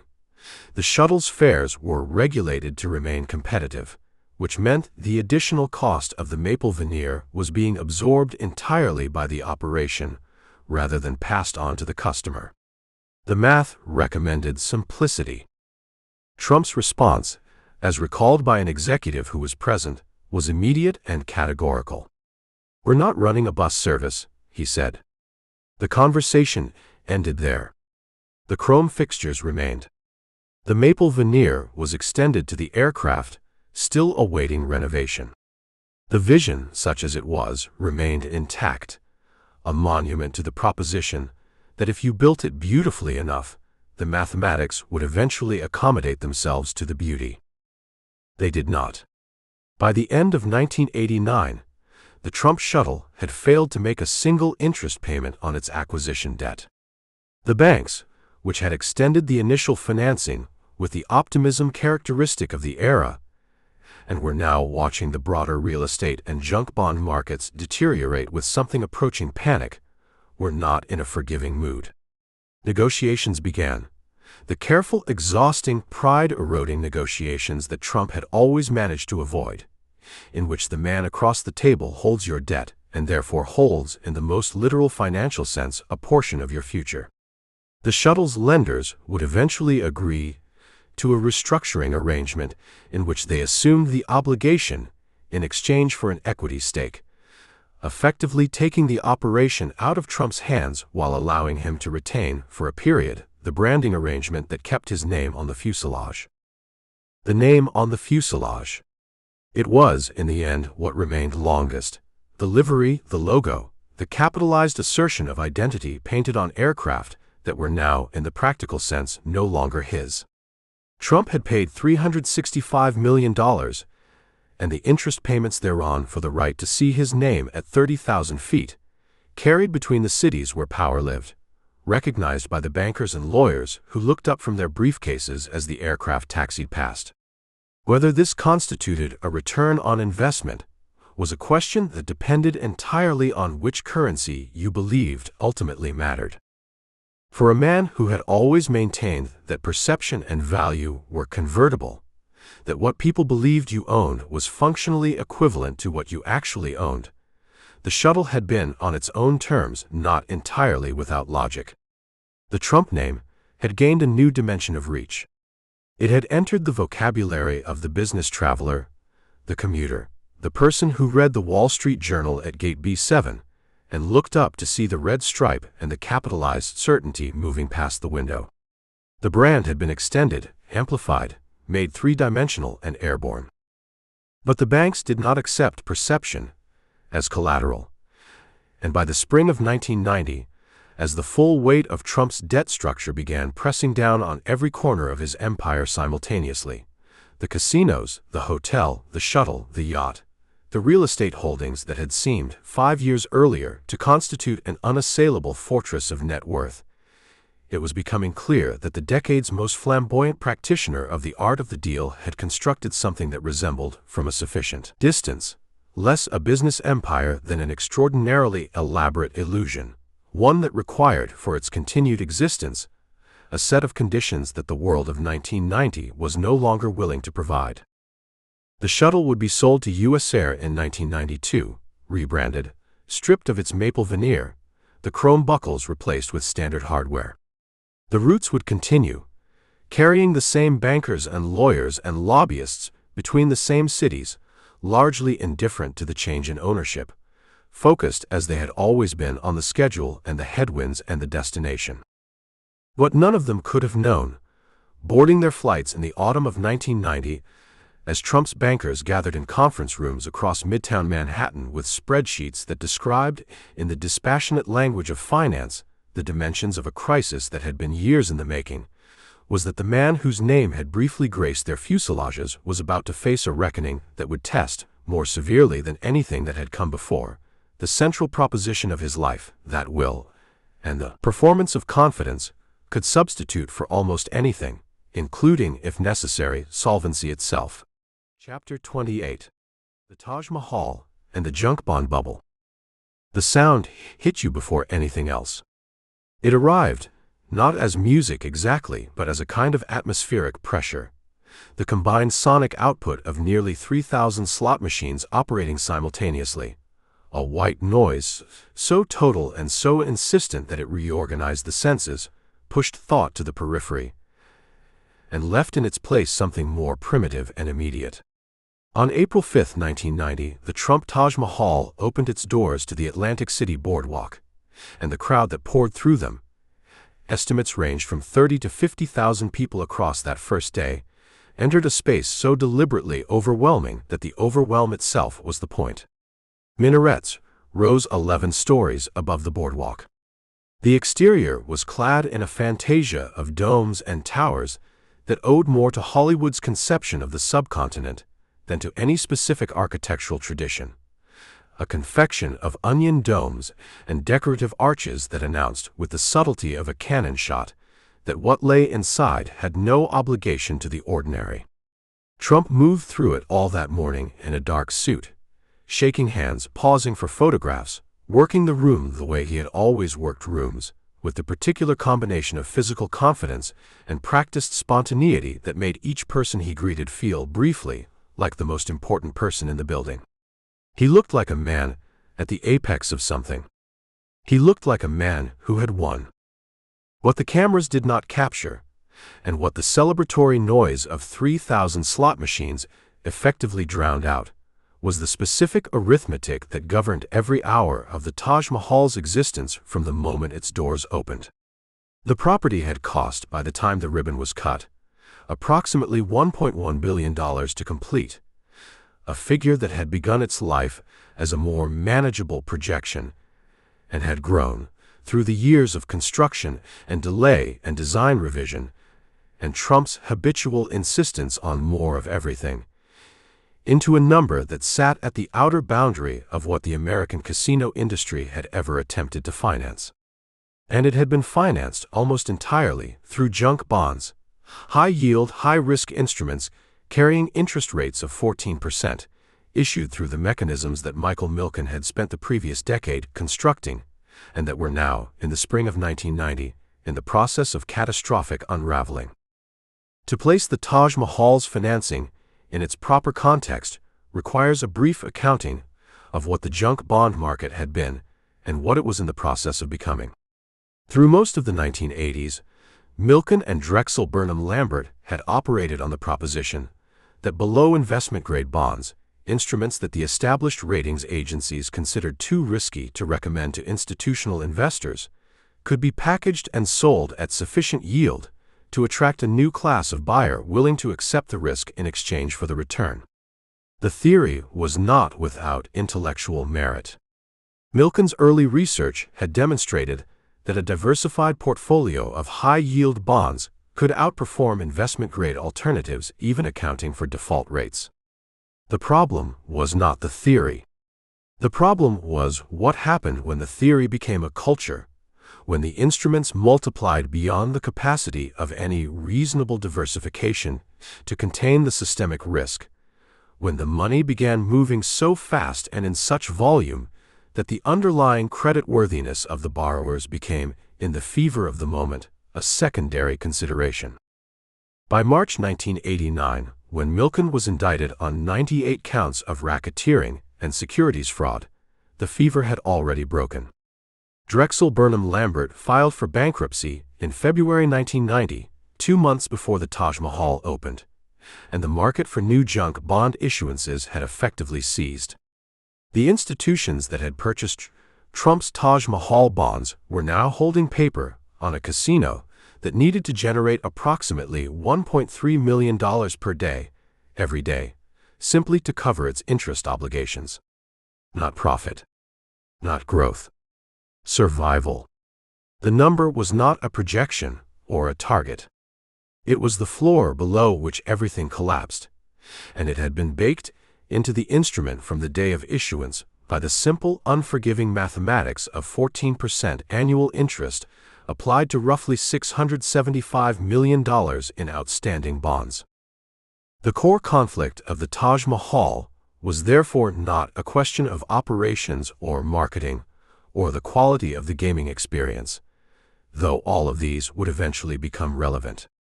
It was a question of whether the Atlantic City market, a market that Trump understood better than almost anyone, having operated 2 other casinos there for several years, could physically absorb the revenue demands that the Taj's debt structure required.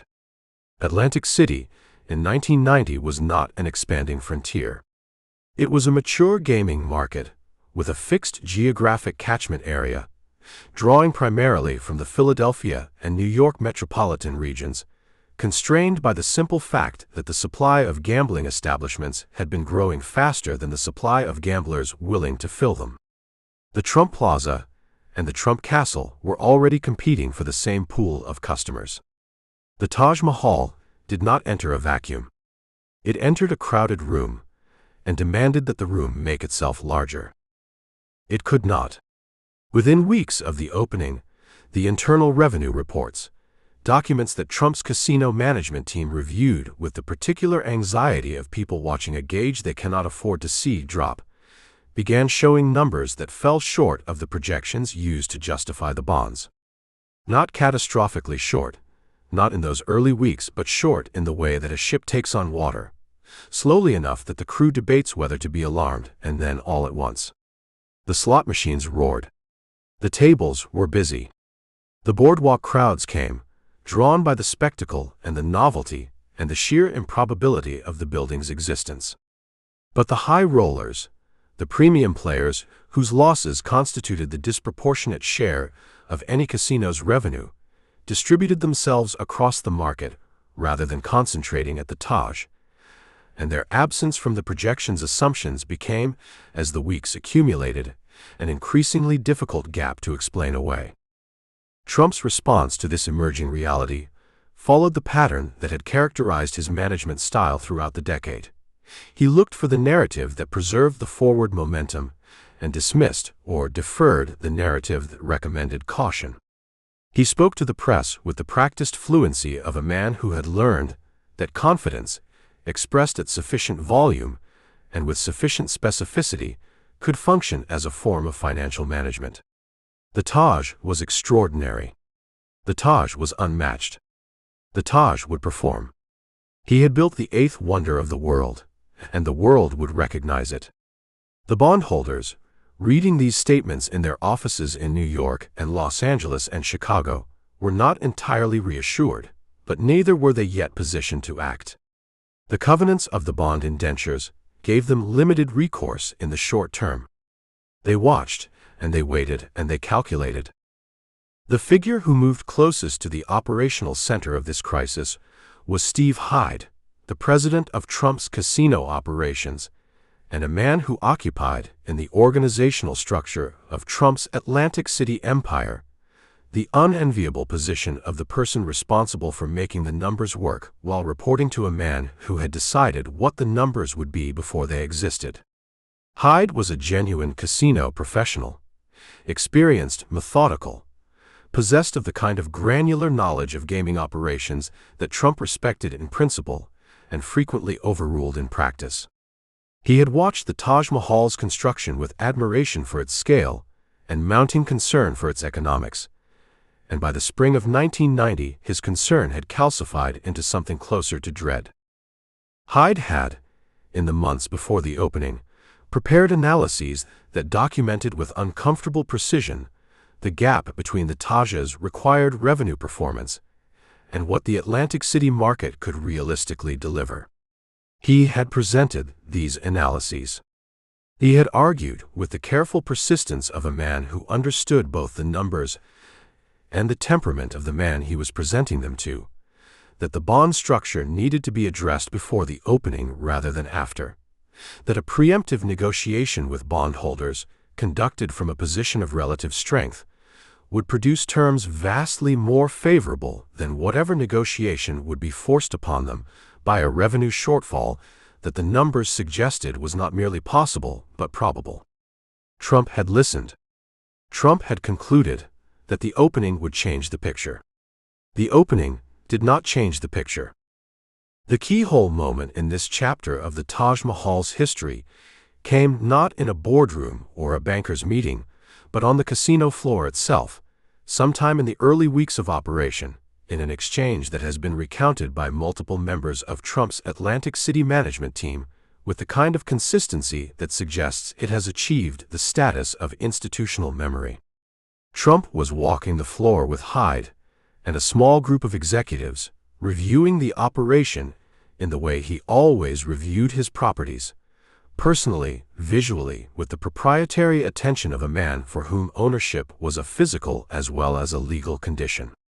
He stopped at one of the high-limit table game areas, an alcove of the casino reserved for the premium players, whose action the debt service required, and noted that it was, at that particular moment, less than fully occupied. He turned to Hyde and asked why the area was not full. Hyde explained, with the patience of a man who had explained this before, that high-limit players could not be manufactured. They came when they came.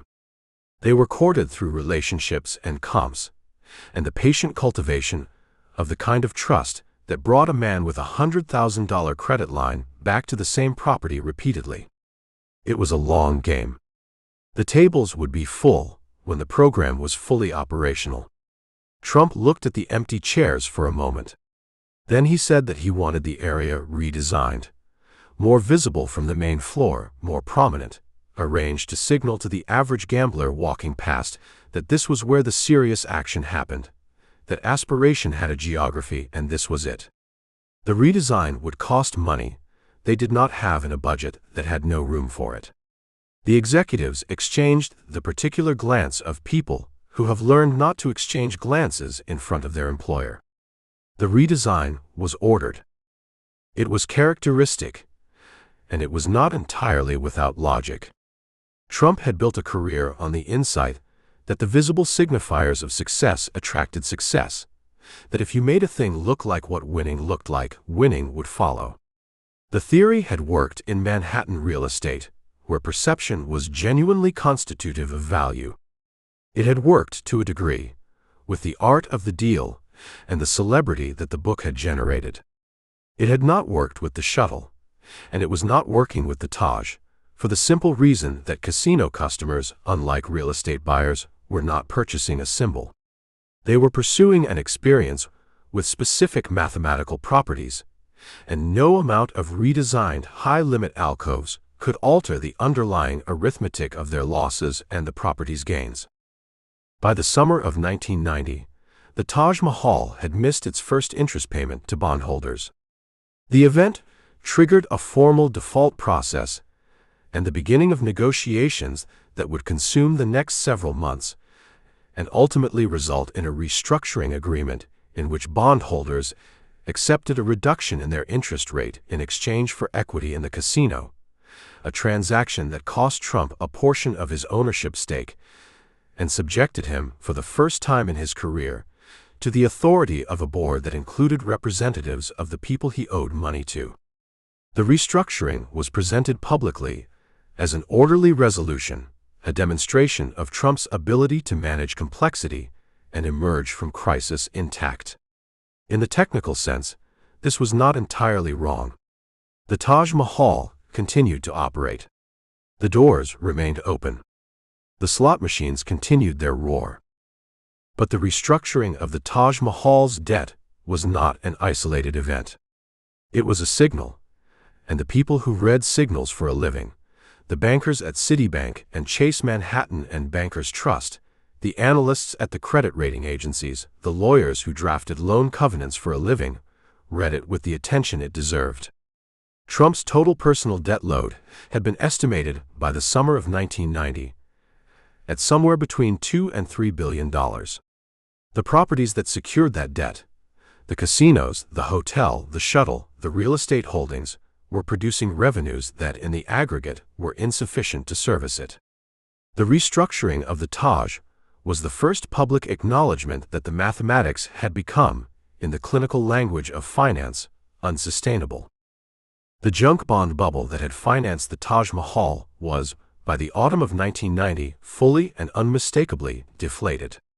The era that had made the instrument possible, the decade of leveraged confidence, of acquisition as identity, of the proposition that the right brand at sufficient scale could rewrite the rules of its own financing, had ended with a thoroughness that left its most committed practitioners exposed in ways that the momentum of the previous 10 years had made it possible not to see. Trump had been among the most committed and among the most exposed. The minarets still rose above the boardwalk. The domes still caught the Atlantic City light.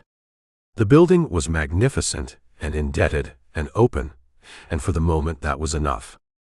What was gathering in the offices of the banks that held his paper was not a single crisis but a convergence, a simultaneous calling in of obligations across a portfolio that had no slack, no reserve, no margin for the ordinary reversals that any business encounters in the course of its existence. And what arrived in the months that followed would test, with a severity that no amount of press releases or marble lobbies could buffer, whether Donald Trump was the empire or merely its most visible ornament. Chapter 29. Marital Collapse and Tabloid Hegemony. The ski slopes of Aspen, in the last days of December 1989, carried the particular hush of altitude and money, the kind of quiet that exists only where both are present in sufficient concentration to muffle everything ordinary. The Trump Party had taken over a corner of the mountain in the way that Trump parties always occupied space, completely, visibly, with the implicit understanding that adjacency to the principal was a form of status that the principal himself was aware of and in his way rationed. Ivana was there. The children were there. And Marla Maples was there, which was either a coincidence of the kind that only occurs when someone has arranged it, or an arrangement so brazen that it disguised itself as coincidence through sheer audacity. When Ivana encountered Marla on the slopes, the precise circumstances have been rendered in enough conflicting versions to constitute their own small literature. What followed was not quiet. It was not hush. It was the sound of a marriage ending in public, at altitude, in front of witnesses who would spend the next several years dining out on what they had seen. Ivana, by multiple accounts, was not a woman who dissolved. She confronted. Whatever was said in those moments on the Aspen snow, and the accounts vary in their details while converging on their essential character, the marriage that had been, for 14 years, both a personal arrangement and a corporate partnership, had cracked along a fault line that no amount of subsequent management could seal. Trump, by those same accounts, left Aspen shortly thereafter. He flew back to New York the way he always flew, forward-facing, insulated from turbulence by the particular executive stillness he had cultivated over decades of movement between properties and meetings and obligations. Whether he experienced what happened in Aspen as a crisis or as an inevitability, or as something to be managed before it became either, is a question that the available record cannot fully answer. What it can answer is what happened next, and what happened next was not privacy. The year 1990 arrived in New York City tabloid culture with the energy of a market sensing an opportunity.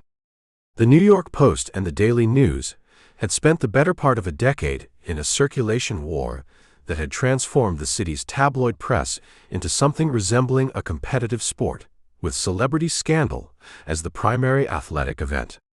Both papers had discovered, through the meticulous empiricism of circulation tracking, that Trump sold copies in a way that few private citizens in American life could match. He was not merely famous. He was famous in the specific way that tabloid culture requires, visually arresting, narratively simple, associated with money and sex and power in proportions that translated effortlessly to front-page composition. His name in a headline was a promise the reader understood immediately. And now, in the first weeks of 1990, the promise had acquired a new dimension. The marriage was ending. There was another woman. The golden couple of the 1980s, whose wedding had been covered like a state occasion, and whose joint appearances had become a fixture of the city's social calendar, was coming apart in the most public manner imaginable. The contextual pressure of this moment cannot be overstated. Trump in early 1990 was a man besieged on multiple fronts simultaneously, and the fronts were not unrelated. The debt crisis was accelerating.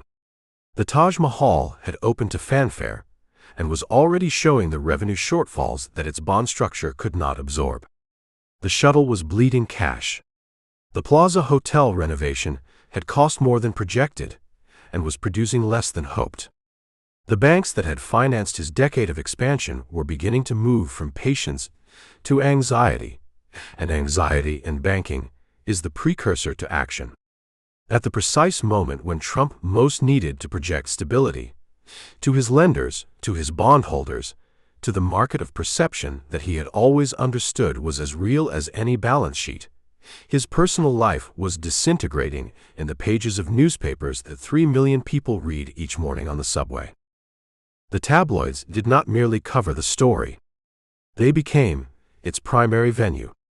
The Post, under the editorial direction of a newsroom that had elevated gossip to something approaching civic infrastructure, ran the Trump-Ivana Marla triangle with the sustained intensity of a major news event.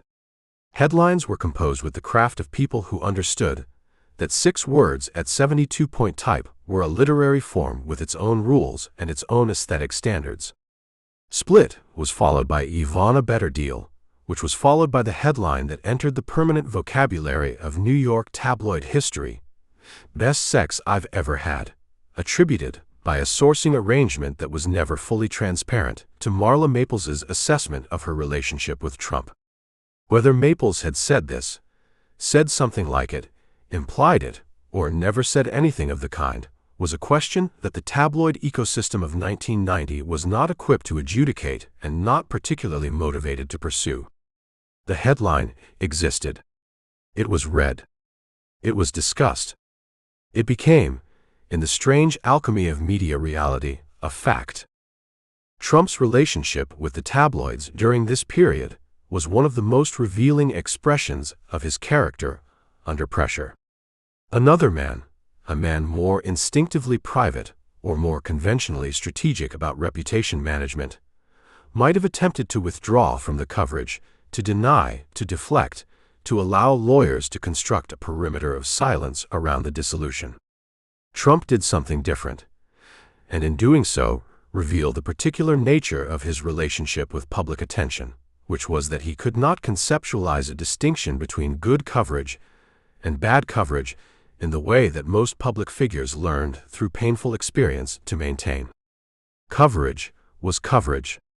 Attention was attention. The man being discussed on every front page in New York City was not invisible. He was present. He was relevant. He was, even in humiliation, a protagonist. He called the tabloid reporters. This is the keyhole through which the larger character becomes visible. In the weeks following the Aspen confrontation, as the story metastasized across the city's media landscape with the velocity of something that had been waiting to happen, Trump was on the phone, to journalists at the Post, to columnists, to the gossip infrastructure of New York media, sometimes identifying himself, sometimes not, offering commentary on his own marital dissolution with the editorial detachment of a publicist managing a client who was not himself. He confirmed details. He corrected errors. He occasionally placed items that served his preferred narrative: that the marriage had run its course, that he remained on good terms with his children, that the situation was being handled with the dignity appropriate to adults of their standing. The calls were not always on the record. They were not always attributed. But they were consistent, and their consistency revealed something essential. Trump was not a passive subject of tabloid coverage. He was a participant, a co-author, a man who understood the media not as a force that acted upon him, but as a medium through which he could act, even when the story being told was ostensibly his undoing. Ivana, for her part, was not passive either, And this was perhaps the most underestimated dimension of what the separation revealed. She had spent 14 years building, alongside Trump, a public identity that was both dependent on his and genuinely distinct from it. She was, in the social geography of New York in the 1980s, a figure in her own right, recognized, photographed, courted by the same charity circuit and society pages that had made her husband famous. She had run his casinos. She had managed the Plaza renovation with the focused attention of someone who considered aesthetic standards a form of moral commitment. She had raised 3 children in the specific pressure chamber of a life conducted largely in public, with a husband who required, as a psychological matter, the center of every room he entered. She had accommodated all of this with a discipline that those who knew her well considered extraordinary. When the marriage ended, Ivana Trump did not recede. She retained lawyers, aggressive ones, and engaged the divorce proceedings with the thoroughness of a woman who had spent 14 years at close range with a man who negotiated for a living and was not inclined to leave money on the table without a fight. The prenuptial agreement, which Trump had always maintained was comprehensive and unambiguous, became the subject of a protracted legal contest that played out inevitably in the columns of the same papers that were covering the romantic dimensions of the dissolution. The financial terms were eventually settled. Ivana received a reported $14 million in cash, the use of the Greenwich estate, and a Trump Plaza apartment, among other provisions. But the negotiation itself was, in the coded language of the settlement, a statement. She had not accepted the first number. The figure of Marla Maples occupied, during this period, a peculiar position in the public narrative, simultaneously central to the story and strangely peripheral to the institutional dimensions of what was happening to Trump. She was 26 years old, from Cohutta, Georgia, possessed of a physical presence that photographs conveyed with unambiguous clarity, and a personal ambition that the Aspen encounter had inadvertently transformed into national news. She had met Trump through the social adjacencies of his world, the parties and openings and events where the city's celebrity culture and its real estate culture overlapped, and the relationship had been conducted in the years before Aspen, in the penumbra of a marriage that Trump had never publicly acknowledged was troubled. After Aspen, the penumbra became daylight. Trump's feelings about Maples, to whatever extent they can be reconstructed from the available record, appear to have been genuine in the way that his feelings about things he found visually impressive were always genuine, intense, possessive, and organized around the object's reflection of his own taste and status. She was beautiful. She was younger. She was, in the specific economy of his emotional life, uncomplicated in a way that 14 years of shared empire building had made Ivana necessarily unable to be. Whether this constituted love in the sense that the word usually implies, the mutual vulnerability, the sustained attention to another person's interior life, is a question the record does not resolve. What the record shows is that Trump pursued the relationship with the same focused energy he brought to acquisitions, and that Maples, navigating the sudden exposure of the Aspen story and its aftermath, was by no means simply a passive recipient of that pursuit. She gave interviews. She maintained a public presence. She understood, at some level, that she had become a character in the most watched story in New York, and she did not disappear from it. What the marital dissolution cost Trump in the currency he most valued, the currency of image, of the perception of strength and control and masterful management, is difficult to calculate precisely and impossible to ignore. The 1980s had constructed him as a figure of enviable totality: the tower, the casinos, the yacht, the wife, the children, the book, the brand. The image required all of its elements to cohere. A marriage ending in the tabloids, in the specific circumstances of Aspen and its aftermath, introduced into that image the element that his entire public persona had been constructed to exclude: disorder. Not the managed drama of a business negotiation, not the theatrical confrontation of a zoning battle, but the genuinely uncontrolled, genuinely public spectacle of a life coming apart in ways that could not be spun into narrative advantage, at least not immediately, at least not completely. And yet, and this is perhaps the most revealing thing about the period, he tried. The phone calls to reporters were not merely reflex. They were strategy, or something that resembled strategy, in the way that a man treading water resembles a man swimming. Trump understood, at the cellular level of his relationship with media, that the story would be told whether or not he participated in its telling, and that participation, even in a story that diminished him, was preferable to the alternative. Silence, in his understanding of how attention worked, was not dignified. It was absent, and absent was the one thing he had never been willing to be. The divorce was finalized in December 1991, a full 2 years after Aspen, 2 years during which the tabloid coverage had maintained a sustained intensity that would, in retrospect, represent the period's most durable legacy. Not the specific terms of the settlement, not the legal maneuvering, not even the relationship with Maples that would eventually produce a second marriage, but the lesson embedded in the experience about the relationship between scandal and survival. Trump had been through the tabloid furnace and had emerged not destroyed, but transformed, more famous, differently famous, famous in a way that included his failures and his appetites and his messiness as component parts of the image rather than contradictions of it. The American public, it turned out, did not require its celebrities to be coherent. It required them to be present, and Trump, in the worst period of his personal life, had never once been absent. What he did not yet know, in those months of tabloid hegemony and marital dissolution and late-night calls to gossip columnists, was that the banks had been watching all of it, not with the prurient fascination of the tabloid reader, but with the cold actuarial attention of institutions calculating whether the man to whom they had extended billions of dollars in credit was, in the fullest and most consequential sense of the word, still in control of anything at all. Chapter 30. Sovereign Debt Strain. The conference room on the 46th floor of Citibank's Park Avenue headquarters had the specific temperature of institutional power, not cold, exactly, but calibrated, climate, controlled to a precision that suggested the building's systems were not subject to the ordinary fluctuations of the world outside.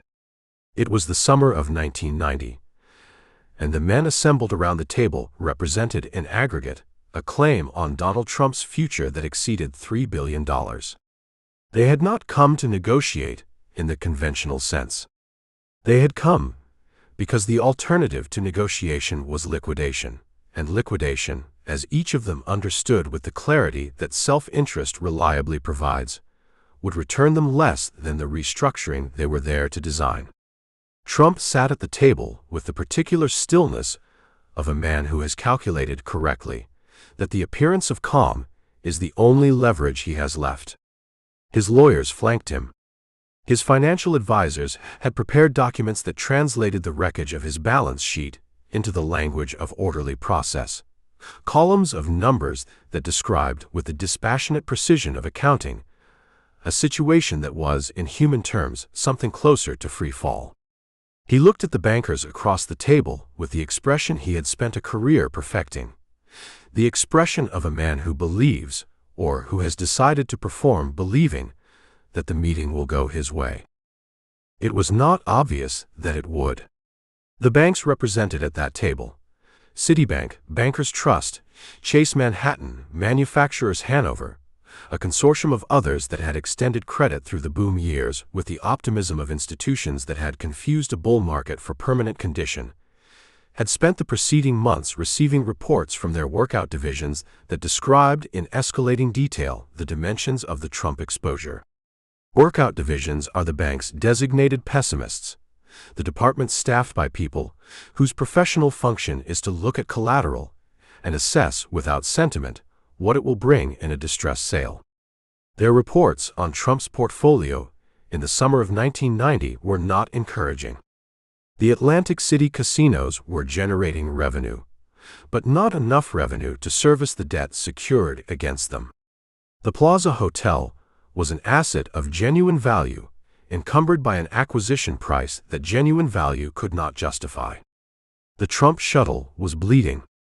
The real estate portfolio, in a market that had turned with the abruptness characteristic of real estate cycles, was worth materially less than the loans it secured. To understand the specific nature of Trump's position in the summer of 1990, it is necessary to understand what was happening to the American economy in that particular moment, and what that meant for a man whose entire empire was constructed on the premise of perpetually rising asset values. The real estate market, which had spent the better part of a decade inflating on the fuel of cheap credit and the leveraged confidence of developers who had never personally experienced a sustained correction, had turned in 1989 and was now declining with the momentum of something that had been overdue. Commercial real estate vacancies in Manhattan were rising. The Resolution Trust Corporation, created by Congress to manage the assets of failed savings and loan institutions, was in the process of placing onto the market billions of dollars of distressed real estate that would compete directly with the properties Trump was attempting to use as collateral. The Federal Reserve, under Alan Greenspan, had tightened credit through the late 1980s in response to inflation fears, and the cost of carrying debt had risen precisely as the value of the assets securing it fell. For Trump, who had constructed his empire on the premise that borrowed money applied to appreciating assets was a form of alchemy, the reversal of both variables simultaneously was not merely a financial problem. It was an existential one. The core conflict of these negotiations was structural in a way that Trump's previous challenges had not been. His earlier difficulties, the zoning fights, the construction delays, the competitive battles with other Atlantic City casino operators, had been problems with solutions, obstacles that yielded to the application of will and resource, and the particular combination of charm and aggression that had defined his method. The debt crisis of 1990 was different. It was not a problem that could be outmaneuvered, or outspent, or outnarrated. It was arithmetic, and arithmetic does not respond to phone calls to newspaper columnists or announcements about eighth wonders of the world. The numbers required the numbers to change, and the numbers could only change through the patient, humiliating, privacy-destroying process of sitting across from the people you owed money to and asking them to accept less than you had promised. What made the negotiations particularly complex was the multiplicity of creditors and the absence of any coordinating mechanism among them. Trump did not owe money to one bank. He owed money to dozens, across dozens of instruments, with varying maturities and covenants and collateral arrangements that intersected and overlapped in ways that made any single restructuring immediately relevant to every other obligation. A concession on the Atlantic City casino debt affected the calculation of the New York real estate lenders. A sale of any asset to raise cash altered the collateral pool for the instruments that asset had secured. The banks were simultaneously his creditors and his competitors for the same limited pool of recovery value, and the coordination problem, getting institutions with conflicting interests to agree on a restructuring that preserved enough of the enterprise to give everyone more than the liquidation alternative, was the kind of problem that required, in the language of restructuring professionals, a workout.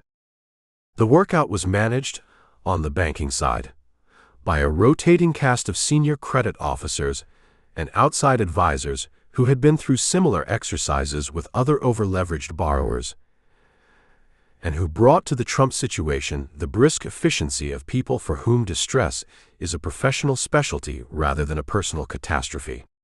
On Trump's side, the central figure was his longtime banker and advisor, who helped navigate the negotiations with the particular skill of someone who understood both the technical requirements of debt restructuring and the psychological requirements of managing a client for whom the acknowledgement of financial difficulty was experienced as an existential threat. The relationship between Trump and his financial advisors during this period shifted in ways that were both subtle and profound. In the years of expansion, advisors had functioned primarily as executors, people who implemented decisions Trump had already made, who found the structures to finance the acquisitions he had identified, who translated his ambitions into the legal and financial instruments that made them real. The debt crisis inverted this dynamic. Now the advisors were, in a meaningful sense, the decision-makers, because the decisions that mattered, which assets to sell, which creditors to prioritize, which covenants to seek relief from, required technical expertise that Trump did not possess and could not simulate with confidence.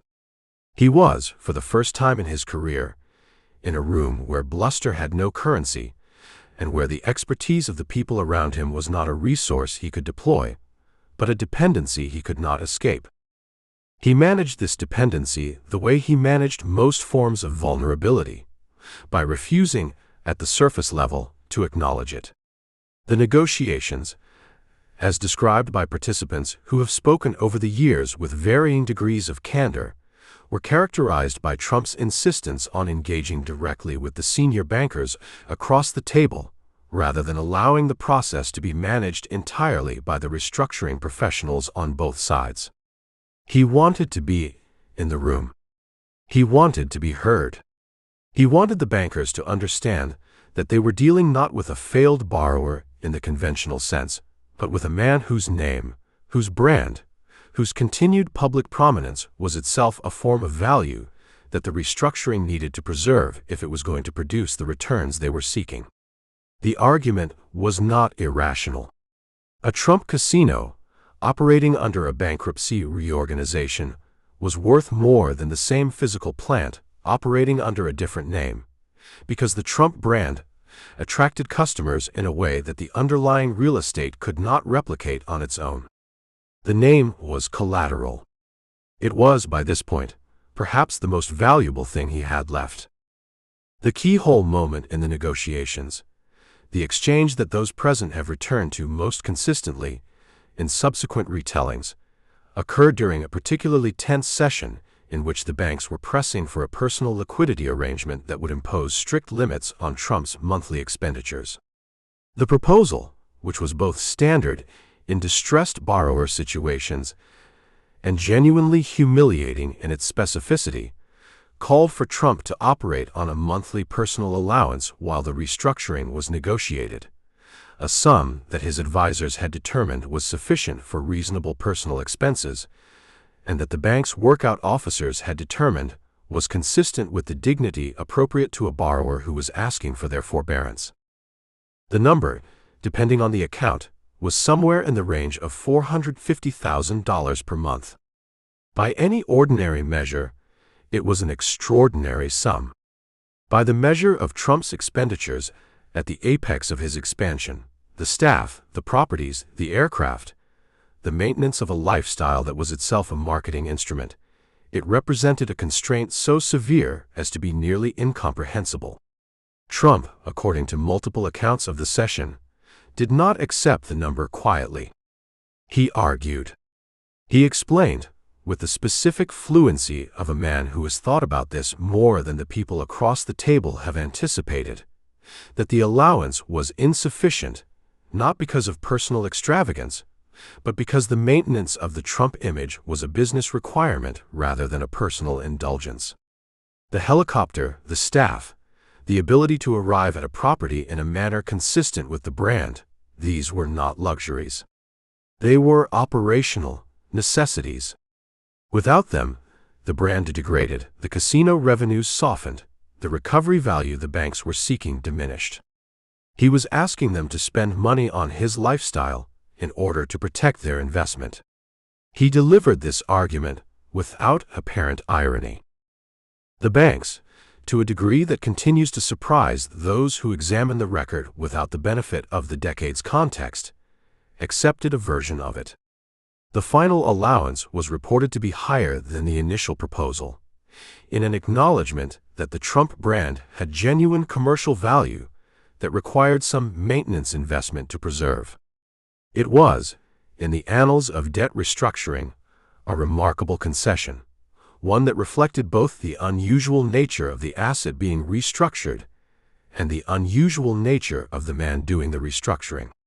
Trump had walked into a room where his leverage was, by any objective measure, essentially zero, and had emerged with a personal spending allowance that exceeded the annual income of virtually every American household.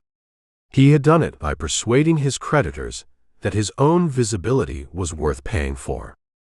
The broader restructuring took the better part of 2 years to complete, involving multiple separate arrangements for the casino debt, the personal real estate debt, and the various subsidiary obligations that the decade of expansion had accumulated.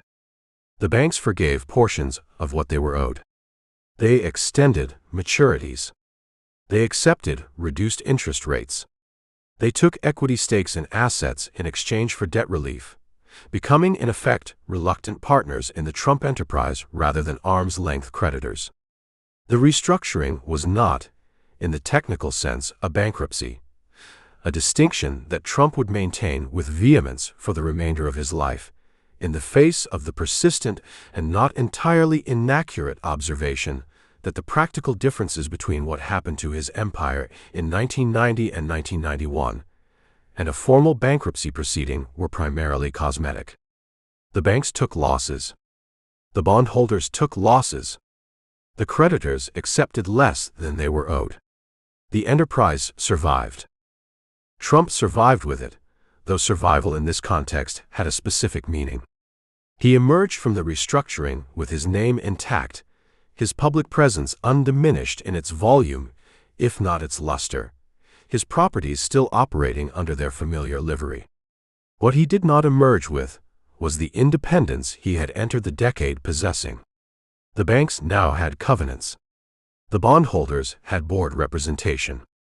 The advisors had oversight roles that had not previously existed. The man who had spent the 1980s operating with the unchecked velocity of someone who had concluded that accountability was a constraint that applied to other people had discovered, in the conference rooms of the institutions that held his debt, that accountability had its own timetable and its own enforcers, and that they were patient in a way that he was not. He sat in those rooms, and he made the arguments, and he accepted the arrangements that the arithmetic required.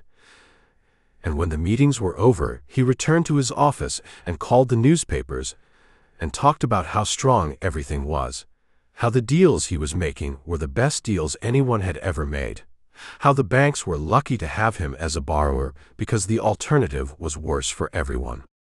And the remarkable thing, the thing that distinguishes his story from the ordinary story of an over-leveraged developer who borrowed too much in a rising market and faced the consequences in a falling one, is that he was not entirely wrong. The alternative was worse for the banks. The brand did have value. The name on the casino did matter to the customers who filled the gaming floor each night in Atlantic City.